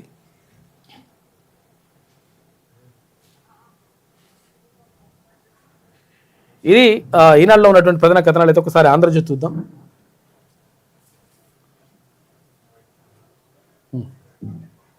పిలుస్తావాలని కళాకారులు పిలుస్తావా? తర్వాత ఇది అయిపోయిన తర్వాత వెళ్తూ గద్దెల ప్రాంగణం పునర్నిర్మాణంతో సమ్మక్క సారలమ్మ జాతరకు కొత్త రూపు. 4000 టన్నుల గ్రానైట్తో గద్దెల ప్రాకారం. ఇటు 9 స్వాగత తోరణాల నిర్మాణం, 7000 ఆదివాసీ సంస్కృతి ఆచారాలు చరిత్ర చిహ్నాలు, 101 కోట్ల రూపాయల వ్యయంతో 3 నెలల్లోనే పనులు చేసిరు. నేటి సాయంత్రం మేడారానికి సీఎం వస్తున్నాడు. అక్కడే మంత్రివర్గ సమావేశం కూడా ఉంటుంది. రాత్రికి బసార్, రేపు ఉదయం గద్దెలను ప్రారంభిస్తాడు ముఖ్యమంత్రి రేవంత్ రెడ్డి. నవమేడారం అని చెప్పేసి ఒక ప్రత్యేక కథనం వేసింది ఆంధ్రజ్యోతి. నాకు శత్రువులు లేరు, నిరక్షరాస్యత పేదరికం కరువే నా శత్రువులు. ఉన్న ఒక్క శత్రువును ఎన్నికల్లో ఓడించాను. మారీచుడు ఏ రూపంలో వచ్చినా కట్టిపడేస్తాం. జైపాల్ రెడ్డి జానారెడ్డి సమయంలో చెల్లినట్లు ఇప్పుడు చెల్లదు. దెబ్బకు దెబ్బతీస్తాం. పంచడానికి భూములు లేవు, విద్యను మాత్రమే పంచగలుగుతాం అని చెప్పేసి పాలమూరు సభలో సీఎం రేవంత్ రెడ్డి మాట్లాడాడు. 1463 కోట్ల రూపాయలతో IIIT క్యాంపస్ సహా వివిధ అభివృద్ధి పనులకు సీఎం శంకుస్థాపన చేసిందట. దానికి సంబంధించినటువంటి వార్త కనిపిస్తూ ఉంది. వచ్చే నెల నుంచి అంగన్వాడీల్లో టిఫిన్ పెడతారట. సరఫరా చేయనున్న టీజీ ఫుడ్స్ తర్వాత హైదరాబాద్ జిల్లాలో శ్రీకారం చుడతారట. ఇక్కడ చూడండి, అసలు యాక్చువల్గా మొన్న తీర్మానం చెప్పిండు, తర్వాత ఇంకా క్లారిటీ రాలేదని చెప్పి చాలామంది ఫోన్ చేస్తూ ఉన్నారు. ఆ క్లారిటీ ఏంటంటే ఇది క్లారిటీ ఆల్రెడీ క్లియర్గా చెప్పేసిండు ఆయన. ఇదంతా కూడా వాటాల పంచాయతీ.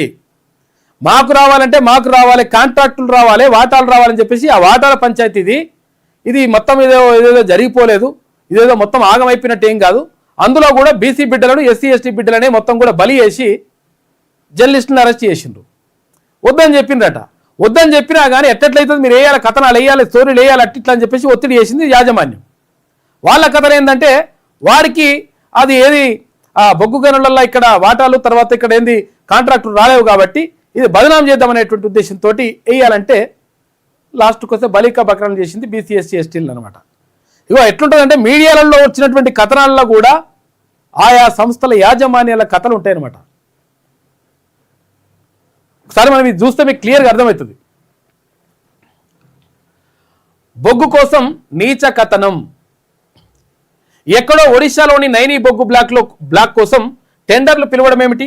ఆ టెండర్ల ఖరారులో జాప్యం జరగడం ఏంటి? ప్రతిగా ఎన్టీవీలో ఒక అనైతిక కథనం ప్రసారం అవ్వడం ఏమిటి? ఇందులో మంత్రి కోమటిరెడ్డి వెంకటరెడ్డి పాత్ర ఏమిటి? ఉప ముఖ్యమంత్రి భట్టి విక్రమార్క రంగంలోకి ఎలా వచ్చారు? ఈ వ్యవహారం గురించి తెలిసి సీఎం రేవంత్ రెడ్డి ఎందుకు మౌనంగా ఉండిపోవలసి వచ్చింది అని ప్రశ్నించుకుంటే మళ్ళీ నైనీ బొగ్గు బ్లాక్ వ్యవహారమే మూల కారణమని స్పష్టమవుతుంది. ఈ బొగ్గుకు సంబంధించిన నైనీ బొగ్గు ఏదైతే గని ఉంటుందో అక్కడ తవ్వకాల్లో దాంట్లో వాటల పంచాయతీ ఇదంతా కూడా ఏమైంది? ఆ టెండర్పై భట్టి విక్రమార్క, ఎన్టీవీ అధిపతి నరేంద్ర చౌదరి, ఎన్టీవీ ఉన్నది కదా, ఎన్టీవీలో కథనాలు ఎందుకు వచ్చినాయి, ఎన్టీవీ వాళ్ళని ఎందుకు అరెస్ట్ చేసినట్టు నరేంద్ర చౌదరి కథ ఇది.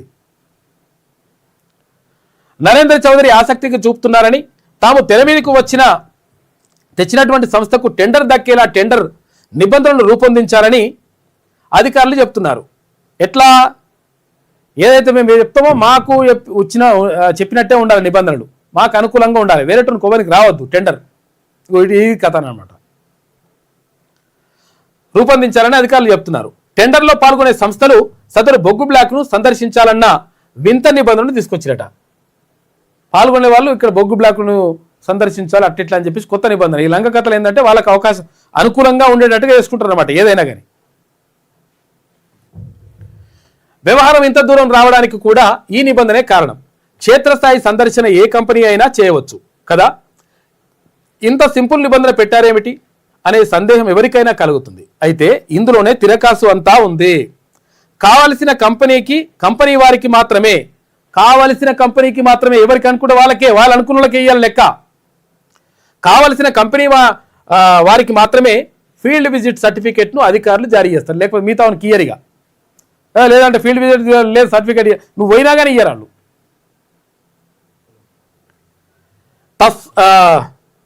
తస్మదీయ కంపెనీలకు సర్టిఫికేట్ జారీ చేయరు, మిగతా వాళ్ళకు ఎవరికి ఇయ్యరిగా. దీన్ని అడ్డు పెట్టుకొని కావాల్సిన కంపెనీకి నైనీ బ్లాక్ను కేటాయించడానికి స్కెచ్ సిద్ధమైంది. ఎవరికి ఇవ్వాలో వాళ్ళకు ఇట్లుంటుంది ప్రభుత్వ పంచాయతీ, ఇది లొల్లి వాటాల పంచాయతీ ఇది. తిన్మన్మలను అదే చెప్పిండు అందరికంటే ముందే. ఈ దశలో కోమటిరెడ్డి తన సోదరుడికి చెందిన సుషి హైటెక్ కంపెనీకి ఫీల్డ్ విజిట్ సర్టిఫికేట్ జారీ చేయాల్సిందేనని పట్టుబట్టారు. అలా సర్టిఫికేట్ జారీ అయితే పోటీ ఏర్పడుతుంది. తమ స్కెచ్ అమలు కాదని భావించి ఒక అనైతిక కథనం వండి వార్చారు. చూసుకోయిగా ఏమైందంట, ఈ దశలో ఇదంతా కూడా మాకే రావాలని చెప్పేసి అంతా ప్లాన్ చేసుకొని మొత్తం సెట్ చేసేసి అంత నిబంధనలు అంతా అనుకూలంగా వేసుకొని అది చేసుకున్న తర్వాత ఈ దశలో కోమటిరెడ్డి వెంకటరెడ్డి తన సోదరుడికి చెందినటువంటి సుషి హైటెక్ కంపెనీకి ఫీల్డ్ విజిట్ సర్టిఫికేషన్ జారీ చేయాలని చెప్పేసి అధికారులు ఇయ్యారు సర్టిఫికేట్ ఇస్తారా ఇయ్యారా మాకే రావాలని చెప్పేసి కోమటిరెడ్డి అడిగినట. కోమటిరెడ్డి అడిగితే వాళ్ళ సర్టిఫికేట్ జారీ చేస్తే ఏమవుతుంది, వీళ్ళకి పోటీ పడుతుంది కదా. పడితే కోమటిరెడ్డికి వెళ్ళిపోతుంది కదా, అట్లా వెళ్ళిపోతే వల్ల ఇప్పుడు ఇబ్బంది అవుతుందని చెప్పేసి మిగతా వాళ్ళందరూ ఆగం చేశారు. ఇప్పుడు కోమటిరెడ్డి అంతా అట్లే చేశారు, ఇప్పుడు ఈ నరేంద్ర చౌదరి అట్లే చేశారు. నిబంధనలు రూపొందించింది కూడా ప్రభుత్వం రూపొందించడం కూడా ఇటువంటి లంగా కథలు రూపొందించారు అనమాట. స్కెచ్ ఇక ఏమైంది ఇక్కడ, అలా సర్టిఫికేట్ జారీ అయితే పోటీ ఏర్పడుతుంది. తమ స్కెచ్ అమలు కాదని భావించి ఒక అనైతిక కథనం వంటి వార్చిందట. చూసుకోగా డైరెక్ట్ వచ్చేది ఇక రాకుండా పోతుందని. వెంకటరెడ్డి వల్ల తమ లక్ష్యం దెబ్బతింటున్నదని భావించిన ఎన్టీవీ యాజమాన్యం రంగంలోకి దిగింది. ఫలితమే మంత్రి రాసలీలని అర్థం వచ్చేలా కథనం వేసింది. కోమటిరెడ్డి వెంకటరెడ్డి రాసలీలలు, తర్వాత ఒక ఇద్దరు ఐఏఎస్ ఆఫీసర్లతోటి ఇట్లా మహిళా ఆఫీసర్లతో జరిగినది ఇట్లా కథలేసిండు. ఫలితమే మంత్రి రాసలీలకు అర్థం వచ్చేలా కథనం. నల్లగొండ జిల్లా కలెక్టర్గా పనిచేసిన ఇద్దరు మహిళా ఐఏఎస్ అధికారులను ఇందులోకి లాగడంతో ఐఏఎస్ అధికారులు బగ్గుమన్నారు. వారితో ఐపీఎస్ ఆఫీసర్లు కూడా చేతులు కలిపారు. అధికారులు అంతటితో ఆగకుండా ఎన్టీవీ కథనంపై సిట్ ఏర్పాటు చేయాలని నిర్ణయించుకున్నారు. అధికారులు వాళ్ళకి అన్యాయం జరుగుతాయి, పబ్లిక్ అన్యాయం జరిగితే ఏరిట్లా. నిజానికి సిట్ ఏర్పాటులో సీఎం రేవంత్ రెడ్డి ప్రమేయం లేదు. అధికారుల స్థాయిలోనే ఈ నిర్ణయం తీసుకున్నారు. ఇది ఒక అసాధారణ పరిణామం. ముఖ్యమంత్రి ఇలా కూడా జరిగిందని అంటారు, మరి ఎంతవరకు కరెక్టో తెలియదు. కానీ ఈ కథనం ప్రసారమైన తర్వాత సదరు అధికారులు మానసికంగా కుంగిపోయారు. ఎవరు? ఐఏఎస్ ఆఫీసర్లు, మహిళా ఆఫీసర్లు. ఆ ఇద్దరిలో ఒకరి అధికారిని నిద్ర మాత్రలు కూడా మింగి ఆత్మహత్య చేసుకునే ప్రయత్నం దాకా వెళ్ళిపోయిందట కథ. చూసుకోలేక న్యాయంగా అయితే ఈ వ్యవహారంలో జర్నలిస్టులను అరెస్ట్ చేయడం సమర్థనీయం కాదు. ఎవరిని అరెస్ట్ చేయొద్దు, ఇక్కడ దొంతు రమేష్ని కానీ లేకపోతే ఇంకొక చారిని కానీ ఇంకొక ఎస్సీ సోదరుని కానీ వీళ్ళని అరెస్ట్ చేయాల్సినటువంటి అవసరం లేదు. కానీ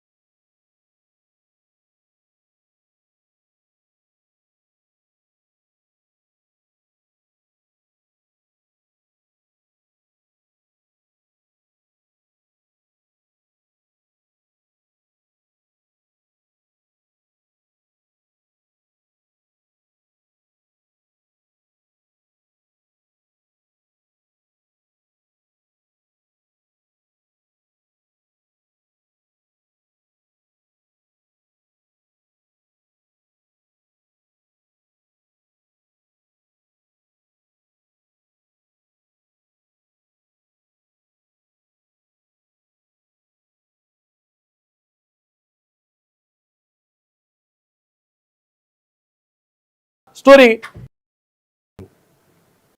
అందులో పనిచేసే జర్నలిస్టులు వేధించిన KCR and co, Jagan and co ఇప్పుడు ఎన్టీవీ తరఫున వకాల్తా పుచ్చుకుంటున్నారు. ఎన్టీవీ కథనం జర్నలిజం ప్రమాణాలకు పూర్తిగా విరుద్ధం. దాని ప్రసారానికి ఆ సంస్థలో పనిచేస్తున్న సీనియర్ జర్నలిస్టులు ఎలా అనుమతించారో తెలియదు. యాజమాన్యం చెప్పినంత మాత్రాన ఏది పడితే అది ఎలా ప్రసారం చేస్తారు, ఎలా ప్రచురిస్తారు? అది ఆత్మవంచనే అవుతుంది. అనుచిత కథనాలను ప్రసారం చేయాలని లేదా ప్రచురించాలని యాజమాన్యం కోరినప్పటికీ వద్దని వారించాల్సిన బాధ్యత జర్నలిస్టులపైన ఉండాలని మేము నమ్ముతున్నాం. మా సంస్థలో ఈ సూత్రాన్ని పాటిస్తున్నామని చెప్పేసి ఇక్కడ ఎవరు ఆర్కే చెప్తున్నాడు కొత్త పలుకులో. ఏమైతుంది ఇక్కడ? ఎన్టీవీలో కథనం ప్రచారం చేయాలి, ఎవరి కోమటిరెడ్డి వెంకటరెడ్డి రాసలీలో అని చెప్పేసి దీంట్లో అట్లా వచ్చేటట్టుగా చేయాలని చెప్పేసి అంటే వద్దన్నారట వీళ్ళు. జర్నలిస్టులు ఎవరైతే ఉన్నారో జర్నలిస్టులు వద్దన్నారట. అరే ఇది కరెక్ట్ కాదు, ఇష్టం వచ్చినట్టు కరెక్ట్ ఎట్లయితుంది? మనం నైనీ బొగ్గు బ్లాక్లు ఆ బ్లాక్లు కూడా తెలియదు వీళ్ళకి పాపం దీని గురించి జరుగుతుందని.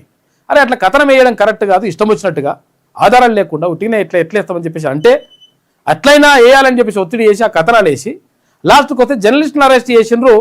వాడు యాజమాన్యం మాత్రం నిమ్మలంగా ఉన్నారు. తర్వాత దానికి ఆ సంస్థ నడిపిస్తున్నటువంటి ఎవరైతే ఇన్ఛార్జ్ ఉంటాడో ఇన్ఛార్జ్ శాస్త్రి మంచిగానే ఉన్నాడు, తర్వాత ఎన్టీవీ ఓనర్ మంచిగానే ఉన్నాడు నరేంద్ర చౌదరి. అధికారం ఉంది కదా అని ఏమైనా చేయవచ్చని రాజకీయ నాయకులు, పత్రికా స్వేచ్ఛ పేరిట ఏమైనా చేయొచ్చని మీడియా సంస్థలు భావించినా కుదరదని ఈ ఉదంతంతో స్పష్టమవుతోంది. తస్మాత్ జాగ్రత్త. ప్రభుత్వం తనకు అనుకూలంగా తన వారికి అనుకూలంగా ఏది ఈ బొగ్గు బ్లాకులు ఇచ్చుకోవడానికి లేకపోతే ఇవన్నీ ఇచ్చుకోవడానికి తనకు అనుగుణంగా నిబంధనలు రూపొందించుకొని ఈ కథనాలు అవన్నీ కూడా వేసి ఇవంతా కూడా లెక్క నడుస్తాం. అర్థమైంది? ఇప్పుడు చూసిరు కదా లెక్క ఏమైతుంది. వాళ్ళకు అనుగుణంగా ఏది దీన్ని సందర్శించినోడికి మాత్రమే ఈ బొగ్గు బ్లాక్లు ఇస్తాం. ఈ సందర్శించినోడు అంటే అందరు సందర్శిస్తారు. మరి అందరు సందర్శిస్తే అందరికి అవి ఏవి లెటర్లు వస్తాయంటే రావు. అక్కడ మంత్రి చెప్తే రావాలి, లేకపోతే ఇంకేమైనా పైరవీలు చేస్తే రావాలి, లేకపోతే ఉప ముఖ్యమంత్రి చెప్తే రావాలి. ఇగో ఇటువంటి కథలు నడుస్తున్నాయి అనమాట. ఇంకేడొస్తుంది? ఇక వేరేటోనికి కాంట్రాక్ట్ రావాలంటే ఎందుకు వస్తుంది? నిబంధనలు వాళ్ళకి అనుకూలంగా పెట్టుకుంటారు. తర్వాత బలి ఎవరు అవుతారంటే ఇక్కడ బీసీ ఎస్సీ ఎస్టీ మైనార్టీలు అవుతారు. ఇక్కడ వీళ్ళని బలి చేస్తారు. కాబట్టి ఇది కథ.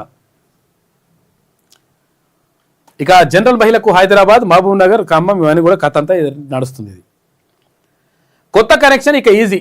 ఏదంట? Current connection. రైతుపై తగ్గనున్న వ్యవసాయ విద్యుత్ కనెక్షన్ భారం. కొత్త కనెక్షన్కు అవుట్ రైట్ కంట్రిబ్యూషన్ నుంచి విముక్తి అంట. ఇక కిలో వాట్కు 1000 రూపాయలు కడితే సాగు కనెక్షన్ ఇవ్వాల్సిందే. కరెంట్ లైన్కు కిలోమీటర్ లోపు ఉంటే ఎస్టిమేషన్ లేకుండానే ఇల్లు అపార్ట్మెంట్లకు కనెక్షన్ ఇవ్వాలంట. టీజీఆర్సీ తాజాగా ఉత్తర్వులు జారీ చేసింది. ఎవరికైనా కరెంట్ కనెక్షన్ ఈజీ ఇవ్వాలని చెప్తా ఉన్నది. ఇక బీఆర్ఎస్ ముక్కరవడం పక్క. కాంగ్రెస్ బీజేపీ మధ్య పోటీ ఉంటుంది. బీజేపీ రాష్ట్ర అధ్యక్షుడు రామచంద్రరావు అంటుండే సికింద్రాబాద్ మున్సిపల్ కార్పొరేషన్ ఏర్పాటు చేయాలి. కేంద్ర మంత్రి కిషన్ రెడ్డి రెహమాన్ మాటలు విచారణకరమని చెప్పేసి వ్యాఖ్యానించిండు. ఇది ఆంధ్రజ్యోతిలో ఉన్నటువంటి ప్రధాన కథనాలు. ఇది ఇట్లుంటే శనార్థి తెలంగాణ చూద్దాం. శనార్థి తెలంగాణ చూసే కంటే ముందు మిత్రుడు ఏదో వచ్చిండ్రు, ఏదో ఇబ్బంది ఉందని చెప్పేసి పిల్లు వాళ్ళని కూడా పిల్లు ఒకటి మైక్ తొందరగా తక్కువ టైంలో చెప్పు విషయం చెప్పు. నా పేరు విల్సన్, నేను హైదరాబాద్లో ఉంటాను. ఓకే, నాకు జాబ్ వచ్చిందన్న మైక్రోసాఫ్ట్లో జాబ్ వచ్చింది. అయితే అక్కడ కుల వివక్షతో తీసేసారు నా జాబ్. కుల వివక్షతో ఎట్లా తీసేస్తారు? అది ప్రైవేట్ సెక్టర్ కదా. అవునన్నా. అంటే యాక్చువల్గా నా మేనేజర్స్ అందరు నార్త్ ఇండియన్స్ అన్న. అక్కడ అందరు కలిసి అట్లా నన్ను ఒక్కొక్క ప్రూఫ్స్ అవన్నీ ఉన్నాయన్న. ఎట్లా ఇప్పుడు మీ కుల వివక్షతో తీసేసిన ఎట్లా నమ్మాలి మనం? అంటే అక్కడ ఎట్లా జరిగిందంటే ఫస్ట్ నాకు ట్రైనింగ్ ఉందన్న, ఒక్కొక్క సీక్వెన్స్ వచ్చిరన్న. ఫస్ట్ ట్రైనింగ్ అందరికి మినిమం కులం తెలియదు కదా ఇప్పుడు, ఎందుకంటే ఇప్పుడు క్యాస్ట్ సర్టిఫికేట్ బీసీ సర్టిఫికేట్ ఏం పెట్టాం కదా మనం ప్రైవేట్ సెక్టర్ లో. అంటే నా ఫ్రెండ్స్ ద్వారా మేము మాట్లాడుకున్నాం అన్న. అక్కడ మన తెలంగాణలో బీసీ వాళ్ళు ఉన్నారంతా. మాట్లాడిన తర్వాత మామూలు లంచ్ టైం డిస్కషన్ జరిగితే అక్కడ ఎవరో ఒకళ్ళ వాళ్ళ పర్సన్ ఉంటాడు కదా, అట్లా అక్కడ తెలిసిందన్న. అది తెలిసిన తర్వాత ఏం చేసారు, అక్కడ నుంచి ఫస్ట్ ట్రైనింగ్ 10 days ఉంటుంది అన్న. 10 days ఉంటే నాకు ఓన్లీ 3 days ఇచ్చి పంపించేసారు అన్న. అక్కడ నుంచి మళ్ళీ ఆన్ జాబ్ ట్రైనింగ్ ఉంటుందని చెప్పి మళ్ళీ అక్కడికి రమ్మన్నారు అన్న. అక్కడ రమ్మంటే అక్కడికి వెళ్ళినాం డిపోర్టేషన్కి. అక్కడికి వెళ్ళిన తర్వాత కూడా మళ్ళీ నాకు డాక్యుమెంట్స్ ఏమి ఇవ్వకుండా హెరాస్ చేసిరన్న. అక్కడ చేసిన తర్వాత అట్లా మళ్ళీ కొన్ని కారణం ఏమని చెప్తున్నారు వాళ్ళు? కారణం ఏం చెప్పట్లేదు అన్న. నాకు నేను రీజన్ అడుగుతున్నాను, లీగల్ గా నేను ఫైట్ చేస్తాను అని చెప్పి అడిగినా. కానీ వాళ్ళు నాకు ఏం రీజన్ చెప్పట్లేదు అన్న. చెప్పకుండా జస్ట్ ఇట్లా ఈమెయిల్ లో అంటే స్కిల్ లేదంటారా లేకపోతే ఏం స్కిల్ లేదని కదన్నా. అంటే వాళ్ళు ఏం చెప్తారు? కారణం ఏదైనా చెప్పాలి కదా. మేనేజర్ తిట్టినా అని చెప్పి అంటున్నారన్న. ఎవరిని? నేను మేనేజర్స్ తిట్టినా అని చెప్పి అంటున్నా. మేనేజర్ నేనెందుకు తిడతా? నన్ను ఏ రీజన్ చెప్పి తీయకుండా చేయకుండా నాకు అట్లా చేసేది కరెక్ట్ కాదు కదా. అట్లా నేను లీగల్ గా ఫైట్ చేసుకుంటే మీరు నాకు ఏమైంది అని చెప్పి నెక్స్ట్ లెవెల్ కూడా అందరికి ఈమెయిల్స్ రాసినా. సీనియర్స్ లెవెల్స్ కూడా వెళ్ళిన అంతా. వాళ్ళు రెస్పాన్స్ ఇస్తారు అన్న. వాళ్ళు లాస్ట్ కి కొన్ని డేస్ అయిన తర్వాత 25th November ఒక రెస్పాన్స్ ఇచ్చి వీళ్ళు కనెక్ట్ షార్ట్లీ అని చెప్పిన తర్వాత దెన్ వాళ్ళకి అడిగాను, still haven't received any contact from your end అని చెప్పి వాళ్ళకి మళ్ళీ మెయిల్ పెట్టినాను. మళ్ళీ అదే అన్న నాకు కొంచెం అంటే ఏమంటున్నారు వాళ్ళు? ఫైనల్ ఏమంటున్నారు? వాళ్ళు ఏమంటున్నారు అంటే నువ్వు మేనేజర్ తిట్టినావు అందుకే మేము తీసేస్తామని అంటున్నాను. ప్రూఫ్ చూపించాలి కదా. అదే అన్న, నేను అదే అంటున్నా. ఏమన్నా లేకపోతే ఆధారం ఉంటే లేకపోతే సాక్ష్యం ఉంటే వాయినాడు ప్రవేశపెట్టాలి కదా. ఆల్రెడీ ఉన్నారన్న. నా ఫ్రెండ్స్ కాల్ చేస్తారన్న. మన వాళ్ళు ఏమంటున్నా అంటే మన బీసీ సమాజం ఎస్సీలో ఉన్నారన్న మొత్తం. అయితే మన వాళ్ళు ఏమంటారు అన్న, మీరు మాత్రం వెనక తగ్గొద్దన్న, ఇక్కడ చాలా అన్యాయం జరుగుతుంది మన తెలంగాణ వాళ్ళకి. మొత్తం వాళ్ళే లోకల్ వాళ్ళని పట్టించుకుంటలేరట. ఇప్పుడు విషయం ఏంటంటే యాక్చువల్ గా ఈ సాఫ్ట్వేర్ ఉంది, పీకేసినాం ఏకేసినాం, అట్టి తెచ్చినా ఇది తెచ్చినా, ఆ కంపెనీ తెచ్చినా ఈ కంపెనీ తెచ్చినా, ఏకేసినా పీకేసినా అని చెప్పేసి కొంతమంది గతంలో చెప్పిండ్రు, ఇప్పుడు కూడా చెప్తున్నారు. అయితే విషయం ఏంటంటే నిజంగా సాఫ్ట్వేర్ కు సంబంధించి ఇప్పుడు ఇక్కడ మన మాదాపూర్ కానీ గచ్చిబౌలి కానీ లేకపోతే ఇంకెక్కడ హైటెక్ సిటీ బీటెక్ సిటీ ఎక్కడైనా పోతే నిజంగా లోకల్ వాళ్ళు ఎంతమంది ఉన్నారని చూసుకుంటే వాడు 10%, 20%, 20% దాటలే ఉంటారు. 20%కి ఎక్కువ లేరు. 80% మంది 80% మంది వేరే రాష్ట్రాల నుంచి వచ్చి ఇక్కడ పనిచేస్తున్నాయి. తర్వాత మేము అట్లా చేసినాం ఇట్లా చేసినాం అని చెప్తారు కానీ డైలాగ్ చెప్తారు కానీ ఇటువంటి ఏం లేవు. తర్వాత ఇంకోటి ఏంటంటే లోకల్ వాళ్ళకు అంత ఇంత రిజర్వేషన్ కల్పిస్తారా లేకపోతే లోకల్ వాళ్ళకి ఇంత ప్రాధాన్యం ఇవ్వాలని చెప్పేసి ఒక ఉత్తర్వులు జారీ చేస్తారు. అటువంటివి చేస్తే లోకల్ వానికి ఏమైనా న్యాయం జరుగుతుంది. కంపెనీలు ఏమో మన దగ్గర ఉండే వాడేమో పని చేసేవాటి. ఇప్పుడు ఎవరికి ఉపాధి దొరికినట్టు ఎవరికి న్యాయం జరిగినట్టు. కాబట్టి దీనిపైన చూడాలి. తర్వాత ఇప్పుడు ఏంటంటే విషయం ఏంటంటే ప్రభుత్వ సెక్టార్తో పాటు ప్రైవేట్లో కూడా ఇటువంటి మోపాయనట ఈ లంగా కొడుకులు. కులం ఏమైనా కోస్తే ఆయనకి మనం పాలెళ్తాయరా బాబు నీకు? సాలరీ 70,000 యాక్చువల్గా. ఇంకో 6 months ఉంటే దగ్గర 1 lakh వరకు వస్తున్నా. అట్లా ప్రమోషన్ నేను కొడతా అని చెప్పేసి దానివల్ల వాళ్ళు ఒక్కొక్కరు అట్లా చూసుకో బీసీ ఎస్సీ ఎస్టీ లాంటివి ఇట్లా తీసి ఇట్లా పక్క పెడుతున్నట ఆఫర్ ఎటువంటి కథ ప్రూఫ్ దగ్గర దగ్గర కాకపోతే దానికి ఆధారాలు చూపించాలి మనం. అదే సరేనా, కూర్చో మాట్లాడదాం. సరే అది ఆయన ఏమంటే ఆయన అసలు సీసీ కెమెరా లేని చోట తీసుకెళ్ళి ఇట్లా కాన్ఫరెన్స్ రూమ్ ఇట్లా ఉంటుంది అన్న. అక్కడ లోపల తీసుకెళ్ళి అందరిని మధ్యలో కూర్చోబెట్టి తిట్టిరన్న అక్కడ 45 minutes అన్నది. ఏమని తిట్టిరు? ఇట్లా అన్న ఒక్కొక్క అన్న పేర్లు వచ్చి శ్రీనివాస్ మూర్తి అన్న, ప్రశాంత్. ఏమని తిట్టిరు? ఇట్లా నీచక జాతి వాళ్ళని ఒకడు అంటాడు, ఇంకోటి వస్తాడు బిలో క్యాస్ట్ వాళ్ళ అని చెప్పేసి వాడు అంటాడు. అరే ఏ క్యాస్ట్ అయితే వానికి పని కదా. ఇంకా నా వర్క్ టైమింగ్స్ వచ్చి 9 to 5 అన్న. కానీ 9 to 9 వరకు ఉంటున్నాను నేను అక్కడ జాబ్ చేసుకోదామని చెప్పి చాలా హానెస్ట్ గా పని చేసినాను అక్కడ నేను. కూర్చో మాట్లాడదాం.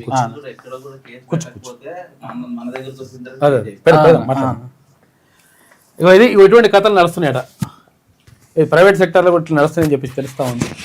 ఇక తర్వాత ఇంకొకటి ఏంటంటే నిరుద్యోగ కళాకారులు కూడా మొత్తం కూడా గలమెత్తుతూ ఉన్నారు. నిజంగా అసలు యాక్చువల్గా మాకు అన్యాయం జరుగుతూ ఉంది. తర్వాత మేమంతా ఒక్కటైనామని చెప్పేసి వాళ్ళు వచ్చిండ్రు. ఒకసారి రండి, ఒక ప్రోగ్రాం పెడుతున్నారంట, దీక్ష పెడుతున్నారు వాళ్ళు. పోరు దీక్ష అని చెప్పేసి పేరుతోటి తెలంగాణ ఉద్యమ కళాకారుల పోరు దీక్ష అంతేనా? ఇది ఒకటి పోస్టర్ ఆవిష్కరణ చేయాలని చెప్పేసి వచ్చిండ్రు. మైక్ తీసుకోండి. పట్టుకోండి కొంచెం. ఏంది ఇప్పుడు ఏందని ఇది పోరు దీక్ష ఎందుకోసం అన్నట్టు? ఇది తెలంగాణ ఉద్యమ కళాకారుల పోరు దీక్ష. చలో ఇందిరా పార్కు 20 తారీఖున అడిగాను. ఎంత? 18 అంటే ఎల్లుండా? రేపు 19 ఎల్లుండి ఇందిరా పార్క్ దగ్గర ధర్నా చౌక్ దగ్గర ఉన్నది. దీక్ష పెడుతుంది, పోరు దీక్ష చేస్తున్నారు. ఎందుకోసం చేస్తున్నారు? దేని గురించి డిమాండ్ ఏంటి ప్రత్యేకంగా? గతంలో తెలంగాణ సాంస్కృతిక సారథి ఏర్పాటు చేసి తెలంగాణ రాష్ట్రం స్వరాష్ట్రాన్ని సిద్ధించడానికి మరి ఆటపాట ద్వారా గోషిగొంగడు వేసుకొని ప్రతి ఊరును ప్రతి పల్లెను మరి పాట ద్వారా మరి ఉద్యమం చేసి ఉవ్వెత్తున నడిపించినటువంటి కళాకారులను మరి ఆనాటి గత ముఖ్యమంత్రి కేసీఆర్ గారు మరి 550 ఉద్యోగాలు తెలంగాణ సాంస్కృతిక సారథిలో ఇచ్చి మరి ఉపాధి కల్పించారు. మరి ఆ యొక్క తెలంగాణ సాంస్కృతిక సారథి లేనప్పుడే మరి ఉమ్మడి ఆంధ్రప్రదేశ్లో ఉన్నప్పుడు మరి డిపిఆర్ఓ బృందాల ద్వారా ఒక అలాంటి ఉపాధిని మరి తెలంగాణ సాంస్కృతిక సారథి ఏర్పడిన తర్వాత దాన్ని తీసేయడం జరిగింది. దానివల్ల ఇలా పనిచేసినటువంటి మరి ఎంతో మంది కళాకారులు కళాకారులు మరి ఈరోజు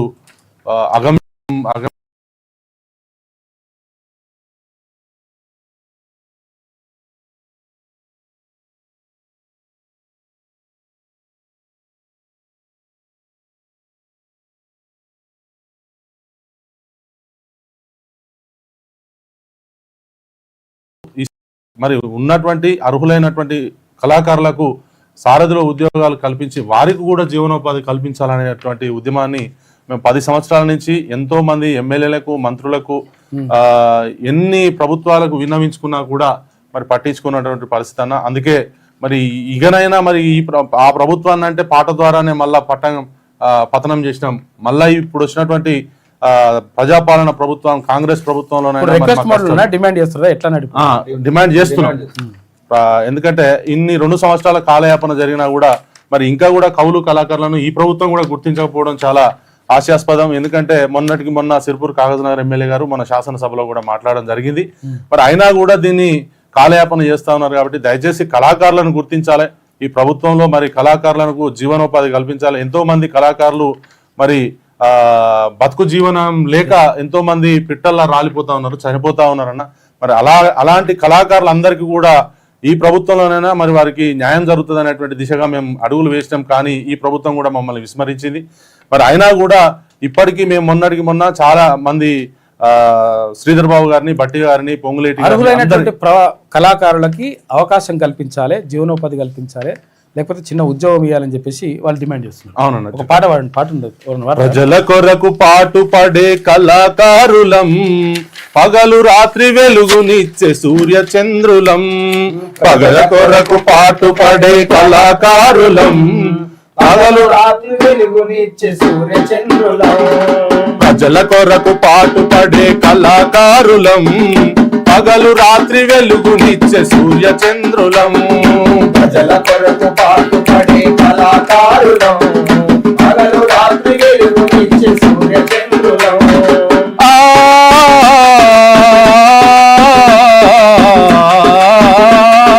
ప్రజల కొరకు పాటు పడే కళాకారులం, పగలు రాత్రి వెలుగునిచ్చే సూర్య చంద్రులం. ప్రజల కొరకు పాటు పడే కళాకారులం, పగలు రాత్రి వెలుగునిచ్చే సూర్య చంద్రులం. లాలి పాట పాడి అమ్మ జోల పాడినా, ఊయలలో ఊపుతూ నన్ను ఊరడించినా. లాలి పాట పాడి అమ్మ జోల పాడినా, ఊయలలో ఊపుతూ నన్ను ఊరడించినా. అమ్మ రుణము తీర్చే శక్తి లేకపోయినా, అమ్మ రుణము తీర్చే శక్తి లేకపోయినా, నా రచనే అమ్మ పాట రుణం తీర్చెనా. ప్రజల కొరకు పాటు పడే కళాకారులము, పగలు రాత్రి వెలుగునిచ్చే సూర్య చంద్రులము. ప్రజల కొరకు పాటు పడే కళాకారులము, పగలు రాత్రి వెలుగునిచ్చే సూర్య చంద్రులము. డప్పు డోలు మధ్యలతో దరువులేసినవు, పల్లె సుద్దులు బాగోతాలెన్నో ఆడినవు. డప్పు దరువు పల్లె సుద్దులు బాగోతాలెన్నో ఆడినవు. సుద్దులెన్నో చెప్పినా సుఖము లేదయా, సుద్దులెన్నో చెప్పినా సుఖము లేదయా.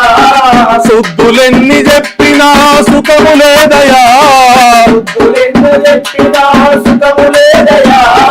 బాగోతాలాడినా బతుకు తెరువు లేదురా. ప్రజల కొరకు పాటు పడే కళాకారులం, పగలు రాత్రి వెలుగునిచ్చే సూర్య చంద్రులం. ప్రజల కొరకు పాటు పడే కళాకారులం, పగలు రాత్రి వెలుగునిచ్చే సూర్య చంద్రులం. మరి తప్పకుండా జరగాలని చెప్పి కోరుకుందాం అన్న. మరి ఈ రకంగా మేము ప్రజలను మేల్కొల్పుతూ మరి ఎన్నో ఉద్యమాలను, మరి ఎంతో మంది పాట ద్వారా, మా ఆట ద్వారా మరి ఎన్నో వేదికలను పంచుకున్నటువంటి ఈ యొక్క నిరుపేద కళాకారులైనటువంటి మా కళాకారుల ఇప్పటికైనా ఈ ప్రజాపాలన ప్రభుత్వాన్ని గుర్తించాలని మేము కోరుతూ, మరి అదే విధంగా మరి ఈ యొక్క క్యూనిస్ ఛానల్కి వచ్చి మరి రేపు తెలంగాణ ఉద్యమ కళాకారుల సంఘం ఆధ్వర్యంలో చలో ఇందిరా పార్క్ పోరు దీక్ష మరి ఈ యొక్క పోస్టర్ ఆవిష్కరణ ఇక్కడ చేయడం జరుగుతా ఉంది. మరి సహకరించినటువంటి క్యూనిస్ యాజమాన్యానికి, మరి మా తిన్మర్ మల్లన్న గారికి, అదే విధంగా మా సుదర్శన గారికి ప్రత్యేకంగా మా కళాకారుల పక్షాన, మా రాష్ట్ర కమిటీ పక్షాన ప్రత్యేకంగా కృతజ్ఞతలు, ధన్యవాదాలు తెలియజేస్తారు. మా మధ్యలో ఉన్నటువంటి మా పేరాల యాదగిరన్న నోట ఒక పాట ఈ పూట. ఓ కళాకారులారా, మా కవి గాయకులారా, కళాకారులారా, ఓ కవి గాయకులారా, ఓ కళాకారులారా, మా కవి గాయకులారా, కళాకారులారా, ఓ కవి గాయకులారా. 20 తారీఖు ఇందిరా పార్కు 20 తారీఖు ఇందిరా పార్కు దీక్షకు కళాకారులంతా మీరు కదలి రావాలి, కళాకారులంతా మీరు కదలి రావాలి. ఎవడబ్బ సత్తు కాదు మా హక్కుల ఉద్యోగాలు, ఎవడబ్బ సత్తు కాదు మా హక్కుల ఉద్యోగాలు. తెలంగాణ పోరాటంలో తుందాము చేసి పాట పాడిన కళాకారులారా, మా కవి గాయకులారా, కళాకారులారా, మా కవి గాయకులారా. కోసి గొంగడి భుజాన కందు ప్రజల కోసము ఎన్నో పాడినం ప్రజల కోసము ఎన్నో పాడినం ప్రజల కోసము ఎన్నో పాడినం తిండి లేక మరి తిప్పల వడ్డం ఎంత ఇచ్చినా తీసుకున్నాము ఎంత ఇచ్చినా తీసుకున్నాము ఎంత ఇచ్చినా తీసుకున్నాము కన్నీళ్లతో కడుపు నింపినం కష్టాలు ప్రజల కష్టాల బాట పాడినం ప్రజల కష్టాల బాట పాడినం ప్రజల కష్టాల బాట పాడినం తెచ్చుకున్న తెలంగాణ రాష్ట్రములో కొంతమంది అన్యాయము జరిగను కొంతమంది అన్యాయము జరిగే కొంతమంది అన్యాయము జరిగే అందుకే సారథి ఉద్యోగాల సమరానికి సిద్ధం కావాలి కళాకారులారా ఓ కవిగాయకులారా ఓ కళాకారులారా మా కవిగాయకులారా కళాకారులారా మా కవిగాయకులారా కళాకారులారా మా కవిగాయకులారా జై కళాకారుడా జై కళాకారుడా ఇవ్వాలి సారథిలో ఉద్యోగాలు మాకు ఇవ్వాలి సారథిలో ఉద్యోగాలు మాకు హలో కళాకారుడా హలో కళాకారుడా చలో ఇంద్ర పార్క్ హలో కళాకారుడా చలో ఇంద్ర పార్క్ సాధిద్దాం ఉద్యోగాలు సాధిద్దాం సాధిద్దాం ఉద్యోగాలు సాధిద్దాం 20 తారీఖు నాడు ధర్నా చౌక్ దగ్గర ఇక్కడ కళాకారుల ఇక్కడ ఏది పోరు దీక్ష ఉన్నది. పోరు దీక్షకు రావాలని చెప్పేసి కోరుతా ఉన్నాను. థ్యాంక్ యూ ఆ మైక్ తీసుకో తప్పకుండా 100% మంచి జరగాలి.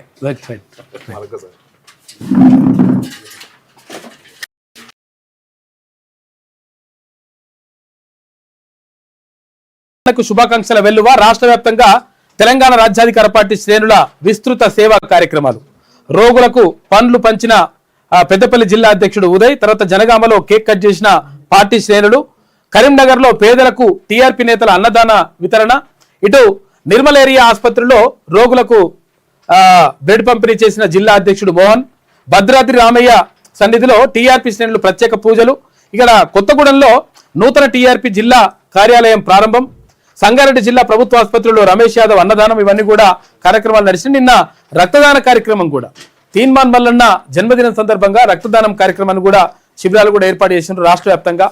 అటు రకరకాల సేవా కార్యక్రమాలతో పాటు తర్వాత అన్ని చోట్ల కూడా అన్ని జిల్లాల్లో కూడా తీన్మాన్ మల్లన్న బర్త్డే వేడుకలని అంటే తెలంగాణ రాజ్యాధికార పార్టీ ఏర్పాటు చేసిన తర్వాత తొలి బర్త్డే చేసుకున్నాడు. తర్వాత తీన్మాన్ మల్లన్నతో పాటు ఆయన కూతురు శాక్య పటేల్ బర్త్డే, తర్వాత నాగరాజన్న కూతురు బర్త్డే కూడా నిన్ననే ఉంది. ముగ్గురు బర్త్డే ఉండే, అందుకని ముగ్గురు కలిపి నిన్న కేక్ కట్ చేసిండ్రు. తెలంగాణ రాజ్యాధికార పార్టీ రాష్ట్ర వ్యవస్థాపక అధ్యక్షులు శాసన మండలి సభ్యులు తీన్మాన్ మల్లన్న జన్మదిన వేడుకలు రాష్ట్ర వ్యాప్తంగా ఘనంగా జరిగాయి. బర్త్డేను పురస్కరించుకొని మల్లన్నకు హైదరాబాద్ పార్టీ కార్యాలయంలో శనివారం తెలంగాణ రాజ్యాధికార పార్టీ నేతలు, నాయకులు, శ్రేణులు పెద్ద ఎత్తున శుభాకాంక్షలు తెలియజేశారు. మల్లన్న జన్మదిన సందర్భంగా టీఆర్పీ శ్రేణులు తెలంగాణ వ్యాప్తంగా విస్తృతమైన సేవా కార్యక్రమాలు చేశారు. పెద్దపల్లి జిల్లా కేంద్రంలో టీఆర్పీ జిల్లా అధ్యక్షుడు కాజీపేట ఉదయ్ ప్రభుత్వ మాతా శిశు కేంద్రంలో చికిత్స పొందుతున్నటువంటి రోగులకు పండ్లు పంపిణీ చేశారు. స్వచ్ఛంద రక్తదాన కార్యక్రమం నిర్వహించారు. అనంతరం పెద్దపల్లి బస్టాండ్ కూడలిలో బిఆర్ అంబేద్కర్ విగ్రహం వద్ద కేక్ కట్ చేసి టీఆర్పీ శ్రేణుల ఆధ్వర్యంలో సంబరాలు చేసుకున్నారు. జనగామ జిల్లాలోనూ తీన్మాన్ మల్లన్న జన్మదిన వేడుకలు ఉత్సాహంగా జరిగాయి. జిల్లా కార్యాలయంలో జిల్లా వర్కింగ్ ప్రెసిడెంట్ జిట్టబోయిన నరేష్ ఆధ్వర్యంలో పార్టీ కార్యాలయాన్ని ప్రారంభించి కేక్ కట్ చేశారు. ఈ కార్యక్రమానికి టీఆర్పీ రాష్ట్ర ప్రధాన కార్యదర్శి ఉమ్మడి వరంగల్ జిల్లా ఇన్ఛార్జ్ పల్లెబోయిన అశోక్ ముదిరాజ్ ముఖ్య అతిథిగా హాజరయ్యారు. ఇటు మల్లన్న జన్మదినాన్ని పురస్కరించుకొని తెలంగాణ రాజ్యాధికార పార్టీ నేతలు, నాయకులు కరీంనగర్ జిల్లాలో అన్నదాన కార్యక్రమం నిర్వహించారు. నిర్మల్, భద్రాద్రి కొత్తగూడెం జిల్లాల్లోనూ టీఆర్పీ శ్రేణులు సేవా కార్యక్రమాల్లో జన్మదిన వేడుకలు నిర్వహించారు. ఇక బైన్సాలో కూడా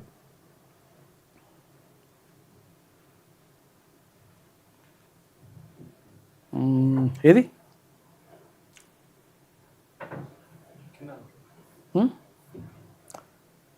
మొత్తం రాయలేదు వార్త.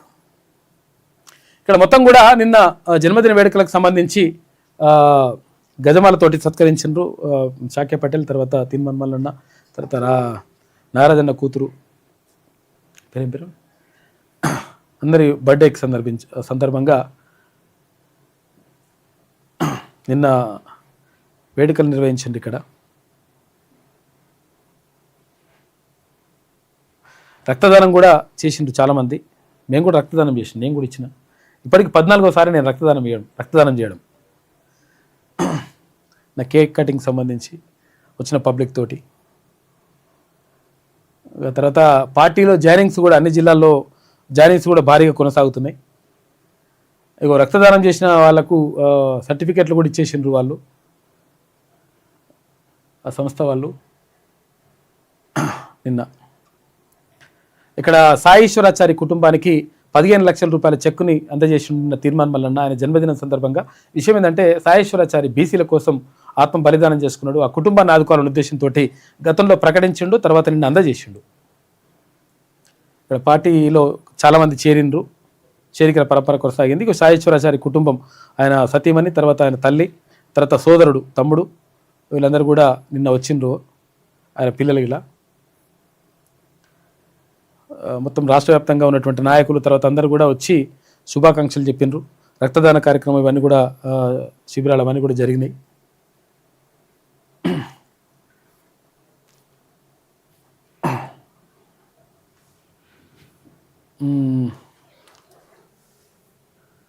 ఇక్కడ తెలంగాణ రాజ్యాధికార పార్టీలోకి చేరికల జోరు కొనసాగుతుంది. రంగారెడ్డి జిల్లా నుంచి పెద్ద ఎత్తున వివిధ పార్టీలకు చెందినటువంటి ముఖ్య నేతలు నాయకులు శనివారం టీఆర్పీ తీర్థం పుచ్చుకున్నారు. షాద్ నగర్, అబ్దుల్లాపూర్మెట్ మండలాలకు సంబంధించినటువంటి పలువురు రంగారెడ్డి జిల్లా తెలంగాణ రాజ్యాధికార పార్టీ ప్రధాన కార్యదర్శి కోట్ల వాసుదేవ్ తర్వాత ఆధ్వర్యంలో వర్కింగ్ ప్రెసిడెంట్ సూదగాని హరిశంకర్ గౌడ్ సమక్షంలో వారు టీఆర్పీ తీర్థం పుచ్చుకున్నారు.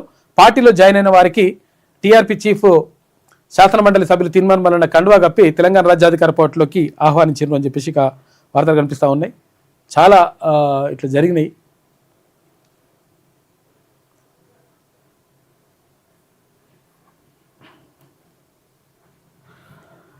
ఇక అధికార పార్టీ అని అన్నారు. ఇక బీసీల హక్కుల కోసం తన ప్రాణాలని త్యాగం చేసిన సాయేశ్వరాచారి మరణం అత్యంత బాధాకరమని అన్నారు. చారి పిల్లలకు మాది బాధ్యత అని చెప్పేసి గతంలో తీర్మానం వలన ప్రకటించినట్టుగానే వాళ్ళకు చెక్కులు కూడా అందజేసిండు. బీసీ ఉద్యమ అమరుడికి టీఆర్పీ అండ. సాయేశ్వరాచారి ముగ్గురు పిల్లల పేరిట 15 లక్షల రూపాయల ఫిక్స్డ్ డిపాజిట్ చెక్కులు అందజేసిన తీర్మానం వలన నాడు మాట ఇచ్చి నిలబెట్టుకున్నట్టు వ్యాఖ్యలు. ఇటు ప్రభుత్వ నిర్బంధాలను దాటుకుని అండగా నిలిచాం, భవిష్యత్తులోనూ అండగా ఉంటామని స్పష్టం. ఇక టీఆర్పీ ప్రభుత్వం వచ్చాక సాయేశ్వరాచారి కుటుంబాన్ని అన్ని విధాలా ఆదుకుంటామని వెల్లడి. ప్రభుత్వం కూడా ఆర్థిక సాయం ప్రకటించాలని డిమాండ్. మల్లన్నకు సాయేశ్వరాచారి భార్య కవిత ధన్యవాదాలు చెప్పింది. ఆయన తల్లి కూడా వచ్చింది. అయితే గతంలో అంటే ఒక ప్రభుత్వం నుంచి కూడా అంటే ఇక్కడ మంత్రి తర్వాత కాంగ్రెస్ పార్టీ రాష్ట్ర అధ్యక్షుడు మహేష్ కుమార్ గౌడ్, తర్వాత మంత్రి పొన్నం ప్రభాకర్ గౌడ్కు వెళ్ళి గతంలో కూడా 5 లక్షల రూపాయల చెక్కులు కూడా ఏదో ఇచ్చిండ్రు గతంలో సాయేశ్వరాచారి కుటుంబానికి. ఎందుకంటే నిజంగా కూడా ఆ కుటుంబాన్ని ఆదుకోవాల్సిన అవసరం 1000% ఉన్నది. బీసీల హక్కుల కోసం పాపం ప్రాణాలు అర్పించిండు. బీసీలకు 31.4%, కార్పొరేషన్ల మేయర్లు, మున్సిపల్ చైర్పర్సన్లకు రిజర్వేషన్లు ఖరారు అని చెప్పేసి ఒక వార్త కనిపిస్తూ ఉంది. ఇది ఇచ్చిందేం కాదు, మీరు ఇచ్చిన బిచ్చం కాదు ఇది. అలా ఎస్సీ ఎస్టీలు తక్కువగా ఉన్నారు కాబట్టి, పట్టణ ప్రాంతాల్లో ఎస్సీ ఎస్టీల జనాభా తక్కువగా ఉన్నది కాబట్టి ఈ 31% అనేటువంటిది వచ్చింది. మీరు ఇచ్చింది కాదు, పీకింది కాదు గడ్డి. విషయం ఏంటంటే 42% ఇస్తాను, అది ఏడిపోయింది, అది చెప్పాలి కదా లెక్క. కార్పొరేషన్ల మేయర్లు, మున్సిపల్ చైర్పర్సన్లకు రిజర్వేషన్లు ఖరారు. 10 కార్పొరేషన్లలో బీసీలకు 3, ఎస్సీ 1, జనరల్కు 5 అంట. ఇక 121 మున్సిపాలిటీల్లో బీసీలకు 35 స్థానాలు, ఎస్టీలకు 5, ఎస్సీలకు 17 కేటాయింపు, జనరల్కు 61 స్థానాలు ఖరారు. మహిళలకు 50% కార్పొరేషన్లు. ఇవాళ లేదా రేపు ఎలక్షన్ షెడ్యూల్ విడుదలయ్యే అవకాశం ఉందట. బెంగాల్లో మార్పు కోరుకుంటుండ్రు, బీజేపీ అధికారంలోకి రావాల్సిన సమయం వచ్చింది, ప్రధాని నరేంద్ర మోడీ వ్యాఖ్యలు. ఇక తర్వాత టీఎంసీ అవినీతి, హింసతో నిండిన పార్టీ అనే విమర్శలు. బెంగాల్లో వందే భారత్ తొలి స్లీపర్ రైలు నిన్న ప్రారంభించిండు ప్రధాని మోడీ. టీఆర్పీలోకి చేరికల జోరు. ఉమ్మడి రంగారెడ్డి జిల్లా నుంచి భారీగా జైనింగ్స్, పెద్ద ఎత్తున టీఆర్పీకి తీర్థం పుచ్చుకున్న షాద్నగర్, అబ్దుల్లాపూర్మెట్ మండలవాసులు. రంగారెడ్డి జిల్లా ప్రధాన కార్యదర్శి కోట్ల వాసుదేవ్ ఆధ్వర్యంలో తెలంగాణ రాజ్యాధికార పార్టీలో చేరిక. కండువా కప్పి పార్టీలోకి ఆహ్వానించిన తీర్మానం వలన ప్రజా సమస్యలపై రాజీలేని పోరాటం చేయాలని చెప్పేసి పిలుపునిచ్చిండు. ఇటు రాష్ట్రంలో తుగ్లక్ పరిపాలన, పిచ్చోడి చేతిలో రాయిలా తెలంగాణ సికింద్రాబాద్ ఐడెంటిటీని తొలగించే కుట్రలు, ర్యాలీ చేస్తామంటే అరెస్టులు చేస్తుండ్రు, కోర్టుకెళ్ళైనా న్యాయం కోసం పోరాడతాం, సికింద్రాబాద్ బిడ్డలకు అండగా ఉంటాం. బీఆర్ఎస్ వర్కింగ్ ప్రెసిడెంట్ ఇక్కడ కేటీ రామారావు మాట్లాడంగా తర్వాత ఇక్కడ ఏది నిన్న టిఆర్ఎస్ ఆధ్వర్యంలో సికింద్రాబాద్ కోసము బీఆర్ఎస్ పార్టీ ఆధ్వర్యంలో చేస్తున్నారు. ఎక్కువ స్థానికులు కూడా పాల్గొన్నారు. ఇక్కడ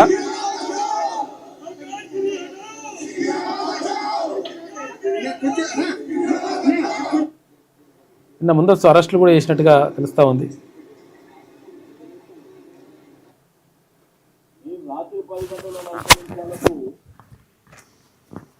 మీరు రిజెక్షన్ అని చెప్పి మేము అప్లై చేసింది 5 రోజుల కింద. ఒకవేళ మీరు నిన్ననో మొన్ననో రిజెక్షన్ చేస్తే మేము కోర్టు ద్వారా పర్మిషన్ తీసుకుంటుంటే, ఈరోజు ముఖ్యమంత్రి గారు ఎక్కడన్నా పోతేనేమో అందరిని అరెస్ట్ చేస్తారు ప్రతిపక్ష పార్టీలని. వాళ్ళేమో ఇష్టానుసారం ర్యాలీలు చేసుకోవచ్చు. సెక్రటరేట్ రిస్ట్రిక్టెడ్ ఏరియా, సెక్రటరేట్ ముంగట కూడా ముఖ్యమంత్రి గారు పాదయాత్రలు చేసుకోవచ్చు. కానీ ప్రజాస్వామ్యం లోపల మాకు హక్కు లేనట్టు ర్యాలీలు చేస్తామంటే అరెస్ట్ చేస్తారా అని చెప్పేసి ఇక్కడ తలసాని శ్రీనివాస్ యాదవ్ అంటున్నాడు. 220 సంవత్సరాల చరిత్ర కలిగినటువంటి యొక్క సికింద్రాబాద్ ను కాపాడమని చెప్పని కోరుకోవడం నేరమా రేవంత్ రెడ్డి గారు? నేరమా ఈ ప్రభుత్వం మేము అడుగుతా ఉన్నాం. అనుముల రాజ్యాంగమా, అంబేద్కర్ రాజ్యాంగమా? నేను అడుగుతా ఉన్నాను రేవంత్ రెడ్డి గారిని. ప్రజాపాలన అని చెప్పని అధికారంలోకి వచ్చి ఇదేం మొదల స్టెప్ వ్యవహారం అండి రేవంత్ రెడ్డి గారు? తమాషా నడుస్తా ఉంది ఈ రాజ్యంలో. ప్రజాస్వామ్యం లేదా? జై సంవిధానం చెప్పని రాజ్యాంగం పట్టుకొని దేశమంతా తిరుగుతూ రాజ్యాంగాన్ని కూని చేస్తూ కనీసం ఒక శాంతి ర్యాలీ కూడా చేసుకునేటువంటి ఒక హక్కు లేకుండా ఇది ఎక్కడ నిరంకుశ పాలన ఇట్లా మొత్తం మీద అక్కడ జరిగింది, కార్యక్రమం జరిగింది. దానికి సంబంధించి మాట్లాడినంత అంతా కూడా ఇక రాష్ట్రంలో తుగ్లక్ పాలన అని చెప్పేసి కేటీఆర్ విమర్శించుండి. ఒక్కో ఛాన్స్ ప్లీజ్ అని చెప్పేసి బీజేపీ అడుగుతాం. అభివృద్ధి, ప్రజా సమస్యలు, హిందుత్వం 3 అంశాలే బీజేపీ ఎన్నికల ఎజెండా. ఇక్కడ మున్సిపల్ ఎన్నికల్లో బీజేపీని గెలిపించండి, అభివృద్ధి అంటే ఏంటో చూపిస్తాం, కేంద్రం నుంచి అధిక నిధులు తెస్తాం, ఇప్పుడు తీసుకురండి ఎప్పుడైనా సరే, కాంగ్రెస్ బదిలీస్ బీఆర్ఎస్ కుట్రలను చిత్తు చేస్తాం, మున్సిపాలిటీల ఖర్చులపై శ్వేతపత్రం విడుదల చేయాలి, కేంద్ర మంత్రి బండి సంజయ్ అంటుడు. ఉగ్రదాడులు జరగవచ్చు, ఖలిస్తాన్ బంగ్లా ఉగ్రముఖలు యాక్టివ్గా ఉన్నాయి, రిపబ్లిక్ డే రోజు దాడులకు ఛాన్స్ ఉంటుందంట. హర్యానా, పంజాబ్, యూపీ, ఢిల్లీ, రాజస్థాన్లో టెర్రరిస్టుల కదలికలు కనిపిస్తున్నాయి, కేంద్ర నిఘా వర్గాల హెచ్చరిక, అన్ని రాష్ట్రాలు అప్రమత్తంగా ఉందని చెప్పేసి అంటున్నారు. పేదలకు ఇండ్ల పట్టాలు ఇవ్వలేం, రాష్ట్ర సర్కార్ దగ్గర భూమే లేదు. మరి భూమే లేదంటారు, 1000 ఎకరాలు మస్తు భూమి ఉందంటారు కదా, అమ్ముకోవడానికి భూమి ఉంటుంది, అన్ని వేయడానికి భూమి ఉంటుంది, కానీ పేదలకు ఇళ్ల పట్టాలు ఇస్తానికి భూములు ఉండయా? విద్యే సర్వరోగ నివారణి, మనిషి ఉన్నతికి ఇదే ఒక్కటే మార్గం, దేశంలో ఎక్కడ తాగునీటి ప్రాజెక్టులు కట్టాలన్నా ముందు పాలమూరుకే ప్రయారిటీ ఇవ్వాల్సి ఉంటుంది. సాగునీటి రంగంలో మహబూబ్ నగర్ అంతటా వెనుకబడింది. గత ప్రభుత్వం పాలమూరుకు చేసిందేం లేదు. రాష్ట్ర ముఖ్యమంత్రి రేవంత్ రెడ్డి ఉమ్మడి మహబూబ్ నగర్ జిల్లాలో రేవంత్ విస్తృత పర్యటన చేసింది. నిరంకుశత్వమే రేవంత్ పాలసీ, ప్రశ్నించే గొంతులను పోలీసులతో అణచివేస్తున్నారని చెప్పేసి ఈయన అంటున్నాడు. మళ్ళా ఎన్నిసార్లు అణచివేస్తారే హరీష్ అన్నా, నువ్వు ఏమైనా మాట అంటేందుకని ఏమైనా ఉండాలి, పడేటి అని పడితే మళ్ళీ ఇప్పుడేమో అట్లా ప్రశ్నించే గొంతులు అట్లా అవుతారా అని ఉగ్రదాడులు జరగవచ్చు అనేటువంటి సంకేతాలు ఉన్నాయంట. ఇది శనార్థిలో ఉన్నటువంటి ప్రధాన కథనాలు. అయితే ఒకసారి నమస్తే తెలంగాణ చూద్దాం. 2 ఏళ్లకు ఒకసారి 8% ఫీజు పెంపు అంట. అంతకు మించితే ఫీజు రెగ్యులేటరీ కమిషన్ ముందుకు, పాఠశాలల్లో ఫీజుల నియంత్రణపై విద్యాశాఖ సిఫారసులు, క్యాబినెట్ ముందుకు ఫీజుల నియంత్రణ బిల్ అంట. ఇక ప్రొవిజనింగ్ అండ్ లాజిస్టిక్ ఐజీగా Gajarao Bhupal, vigilance and enforcement డిఐజీగా అభిషేక్ మెహంతి. మరోసారి భారీగా ఐపీఎస్లను బదిలీ చేసింది ప్రభుత్వం. కోర్టుగా మారిన ఎమ్మెల్యే క్యాంప్ ఆఫీస్ అంట. అగో ఏడా ఇది. నియోజకవర్గాల పరిధిలో పరిపాలనా సౌలభ్యం కోసం కేసీఆర్ హయాంలో శాసనసభ్యులకు కార్యాలయాలు కట్టించారు. తమ నియోజకవర్గాలకి వెళ్ళినప్పుడు క్యాంప్ ఆఫీసుల్లో ఎమ్మెల్యేలు ప్రజలకు అందుబాటులో ఉండేలా వీటిని ఏర్పాటు చేసిండు. ప్రతి నియోజకవర్గంలో కోర్టులా ఉండాల్సిన ఉద్దేశంతో నారాయణపేట జిల్లా మక్తల్లో స్థలం కూడా సేకరించారు. నిధులు ఇచ్చి భవనం కట్టాల్సిన కాంగ్రెస్ ప్రభుత్వం ఎమ్మెల్యే క్యాంప్ ఆఫీసులోనే కోర్టు అప్పగించి హడావిడి ప్రారంభోత్సవాలు చేసిందని చెప్పేసి ఒక వార్త కనిపిస్తూ ఉంది. ఎమ్మెల్యే ఆఫీసులు కోర్టు చేసిరట. యాదగిరీశుడికి సీట్ బెల్ట్ అంట. అగో పడిపోకుండా సీట్ బెల్ట్ పెట్టుకొని కార్లో తీసుకుపోతున్నట విగ్రహాన్ని. రాహుల్ బదులివు, నిరసన తెలిపే హక్కు కూడా లేకుండా చెప్పిన ప్రజాపాలన, అన్యాయంగా వ్యవహరించడమే రాజ్యాంగ స్ఫూర్త, పార్టీలకు అతీతంగా శాంతియుత ర్యాలీకి పిలుపునిస్తే అరెస్ట్ చేస్తారా, తెలంగాణ భవన్లోనే నిర్బంధిస్తారా, ఎక్కడికక్కడ రాష్ట్రాలతో ముఖ్యమంత్రి పైశాచికారండం అని చెప్పేసి ఈలు చేసింది కూడా అదే గతంలో. ఇలా అనే హక్కు కూడా లేదు. 10 నెలలైన యాసంగి బోనస్ పడలే అని చెప్పేసి చెల్లింపులో రేవంత్ సర్కార్ తాత్సారం చేస్తుందని చెప్పేసి ఒక వార్త ఇచ్చింది. పాలమూరు ప్రాజెక్టులపై రేవంత్ అవే అబద్ధాలు, బీఆర్ఎస్ పట్టించుకోలేదని ఆరోపణలు, గత పాలకుల నిర్లక్ష్యం వల్లేనని విమర్శలట. భూమికి బర్త్డే సెలబ్రేషన్స్, కేక్ కట్ చేసి చేసిన బీఆర్ఎస్ వర్కింగ్ ప్రెసిడెంట్ అని చెప్పేసి ఒక వార్త. జిహెచ్ఎంసీ పీఠం మళ్ళీ మహిళలకే, 121 మున్సిపాలిటీల్లో ఇవన్నీ రాసింది. కానీ మరి బీసీల గురించి రాయాలి కదా, ఇవి రాయదు. మళ్ళా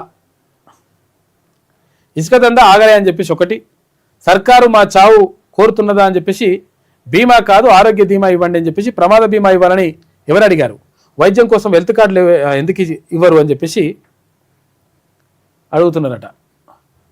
హ్యామ్ ప్రాజెక్టులపై చేతులెత్తేసిన సర్కార్ అని చెప్పేసి ఒక వార్త కనిపిస్తూ ఉంది. ఈమె రాసుకొచ్చేది ఈమె రాసుకొస్తుంది, ఆమె ప్రయోజనాలు దాగి ఉంటాయి అందులో. కాబట్టి మనం అర్థం చేసుకోవాలి.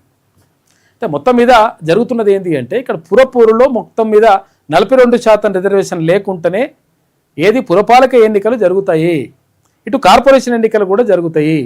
కాబట్టి మనం అర్థం చేసుకోవాలి, ఎవడు మనోడు ఎవడు కాదు, ఎవడు నిజంగా మోసం చేస్తున్నారు, ఎందుకు మోసం చేస్తున్నారు, ఈ మోసం చేసే దాంట్లో మనం ఏం చేయాలి, మనకు న్యాయం జరగాలంటే ఏం చేయాలి, ఏం చేయాల్సిన అవసరం ఏం లేదు.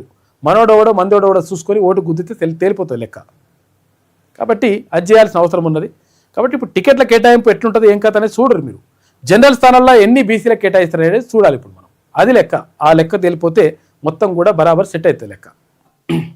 ఏది పేపర్ల కథ ఏంది, కమామిషి ఏంది, తర్వాత అసలు వాళ్ళు రాస్తున్నాయి ఏంటి, నిజంగా రాస్తున్న దాని వెనుక ఉన్నటువంటి వాస్తవ పరిస్థితులు ఏంది, ఈ విషయాలన్నీ కూడా రోజు కూలంకషంగా తీన్మన్ మల్లన్న ChatGPT సహాయంతో క్లియర్గా చెప్పేస్తా ఉన్నాను.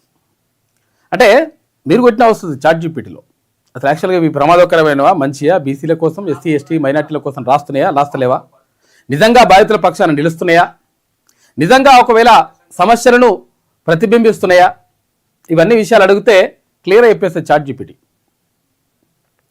అట్లా ChatGPT చెప్తున్నటువంటి అంశాలు ఇక నిష్పక్షపాతంగా ఉంటాయి. ఒకరికి వీళ్ళకి మంచి చేయాలి, వాళ్ళకి మంచి చేయాలి, ఈ కులపోలకు ఆ కులపోలకు ఇదంతా ఏముండదు లెక్క. ఏదైనా కానీ సేమ్ లెక్క ఉంటుంది. వాళ్ళు బయట ఎవరు కనుక్కోవాలి వాళ్ళు దేని గురించి వచ్చిందో. అయితే ఇదంతా కూడా జరుగుతూ ఉంది. కాబట్టి దానికి సంబంధించినటువంటి వెనుక ఉన్నటువంటి కథలు అసలు యాక్చువల్గా ఏ పేపరు ఎవరి ప్రయోజనాల కోసం రాస్తుందో తెలుసుకునేటువంటి ప్రయత్నం చేద్దాం.